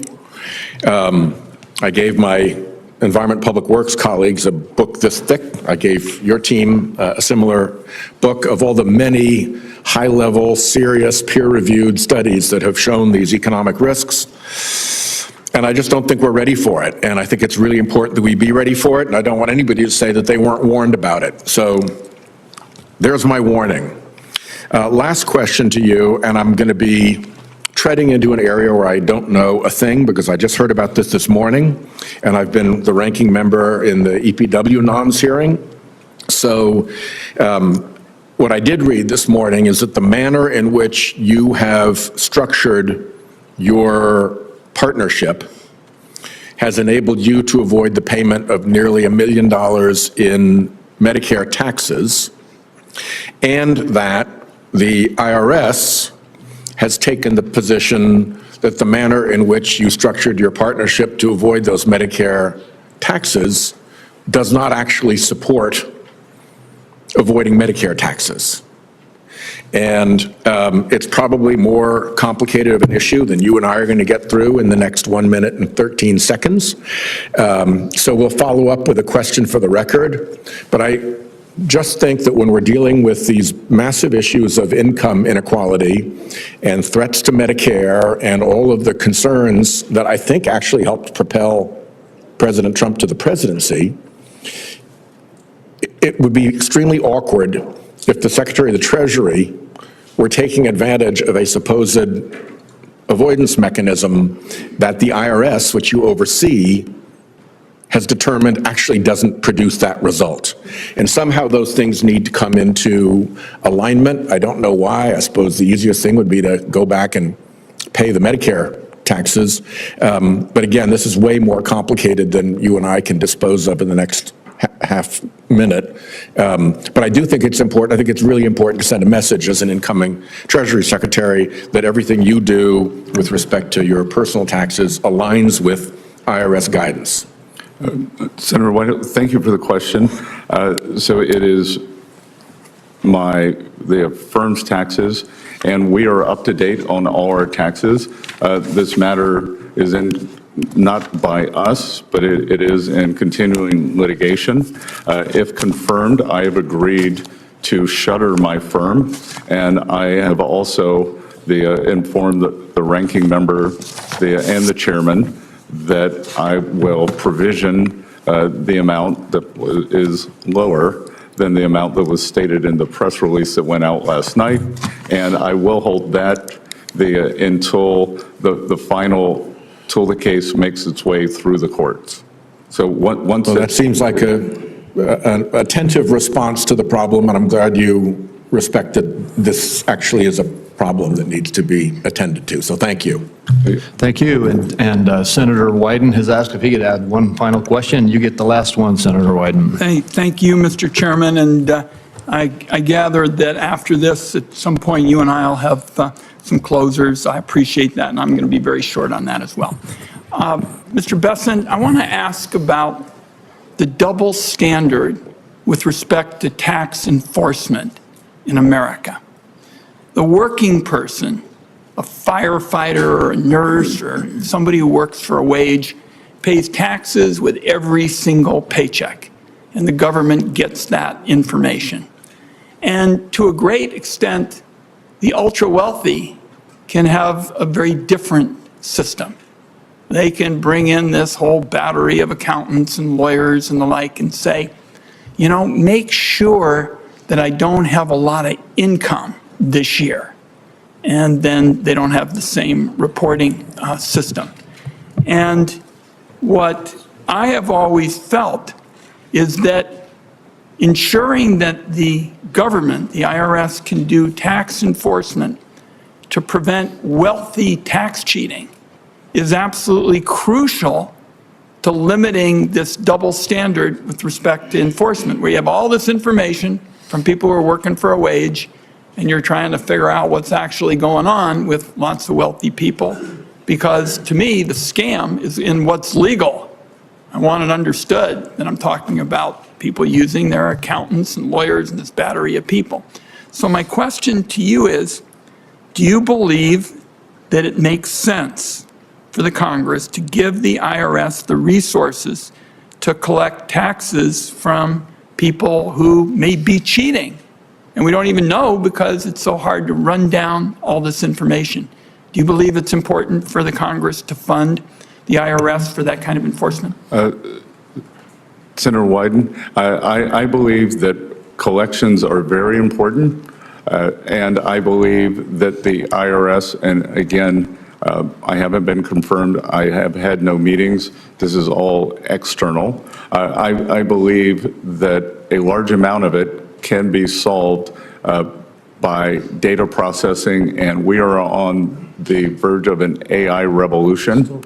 And I would hope that the AI revolution, much as it has in medical technology, it's pattern recognition, and that my understanding now is that the agency runs on 12 different systems on COBOL, which is the programming language that when I went to Yale in 1980. So I am 100% in favor of that, of updating those systems. So you talked to me about this in the office, and I appreciated the comments. It's still resources. It's going to be computers, perhaps, not people. But I showed up in the United States Senate when only one person, Pat Leahy, knew how to use a computer. And so we've seen these dramatic developments, and I think you're right, AI is going to shape the debate, but it still leaves the question, we're going to need resources. And again, what you've seen, because we don't have the resources to go after the wealthy tax cheats, people who use the earned income tax credit or something, they're the ones, who get the audits and the like. And I want to see in this position somebody make a commitment to making sure we'll have the resources to go after the wealthy tax cheats who have this unique kind of system. And I would acknowledge your point that certainly it's going to be a challenge in the years ahead with respect to AI and other technologies, but we're still going to need resources. Are you going to support that? If confirmed, I will come back to you with a plan for upping collections. On wealthy tax cheats? Well, you seem to believe that the wealthy cheat more, but that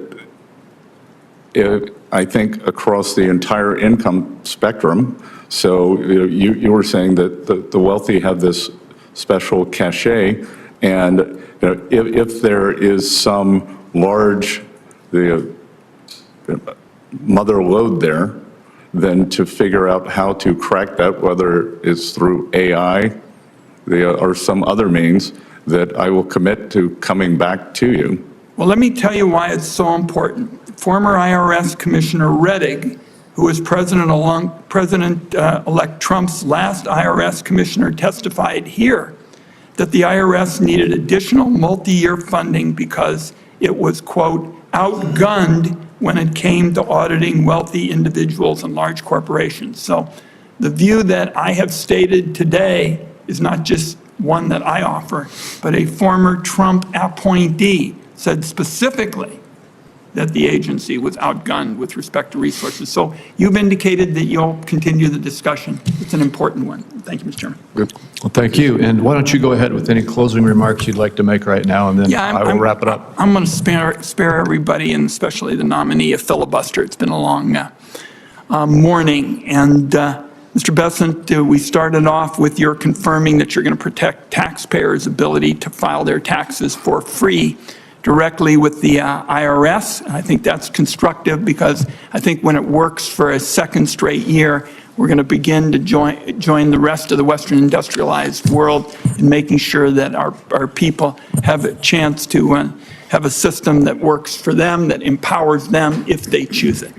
With respect to some other issues, I'm concerned about a number of other matters, and we may need to have some additional conversations about it.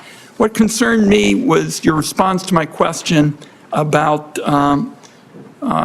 wealth rather than work with respect to being favored in the tax code. And I think today that's a reality. That's just plain fact. And the people I represent know it, because they pay taxes with all their paychecks, and they're paying a higher rate than people who, as I've indicated today, have good lawyers and good accountants. So I continue to be very troubled by that. And some of the past reforms have tried to minimize those differences between tax rates for wealthy people and tax rates for workers. But I remain concerned about that. And with respect to some of the other issues, I leave you with the proposition that I haven't really heard you touch on, And it's the proposition that Bill Bradley and I have believed in these many years, is we want a tax code that gives everybody in America the chance to get ahead. And with differences like the one I've asked about, the difference between the rates for the wealthy and for workers, there's a long way to go to get it done. So I'll look forward to continuing some conversations. Thank you, Mr. Chairman. Thank you, Senator Wyden. And Mr. Bessent, we're toward the very end here. I'll be brief myself. I want to end where I started out. I think that it's very clear that you have acted in your dealing with the vetting of this committee in a very, very straightforward, courteous, and honorable way. When it comes to your qualifications to be the next Secretary of the Treasury, there is no room for debate, and you have shown that today here in the hearing. Your background, your training, everything is tailor-made for this role, and your character and demeanor are self-evident. You have satisfied our due diligence process. In prior Congresses, I've joined with many of my Republican colleagues in voting for well-qualified Treasury Secretary candidates put forward by a Democratic president, even though I didn't agree with all of the positions that they advocated. Your candidacy ought to enjoy similar support, and I'm going to encourage my colleagues on both sides of the aisle to join with me in advancing your nomination. I appreciate your taking the time that you have taken to work with us over the past few weeks to get this process to this point. And with that, I would like to remind my colleagues that the deadline for submitting any questions for the record is 5 p.m. today. And without anything else, this hearing stands adjourned.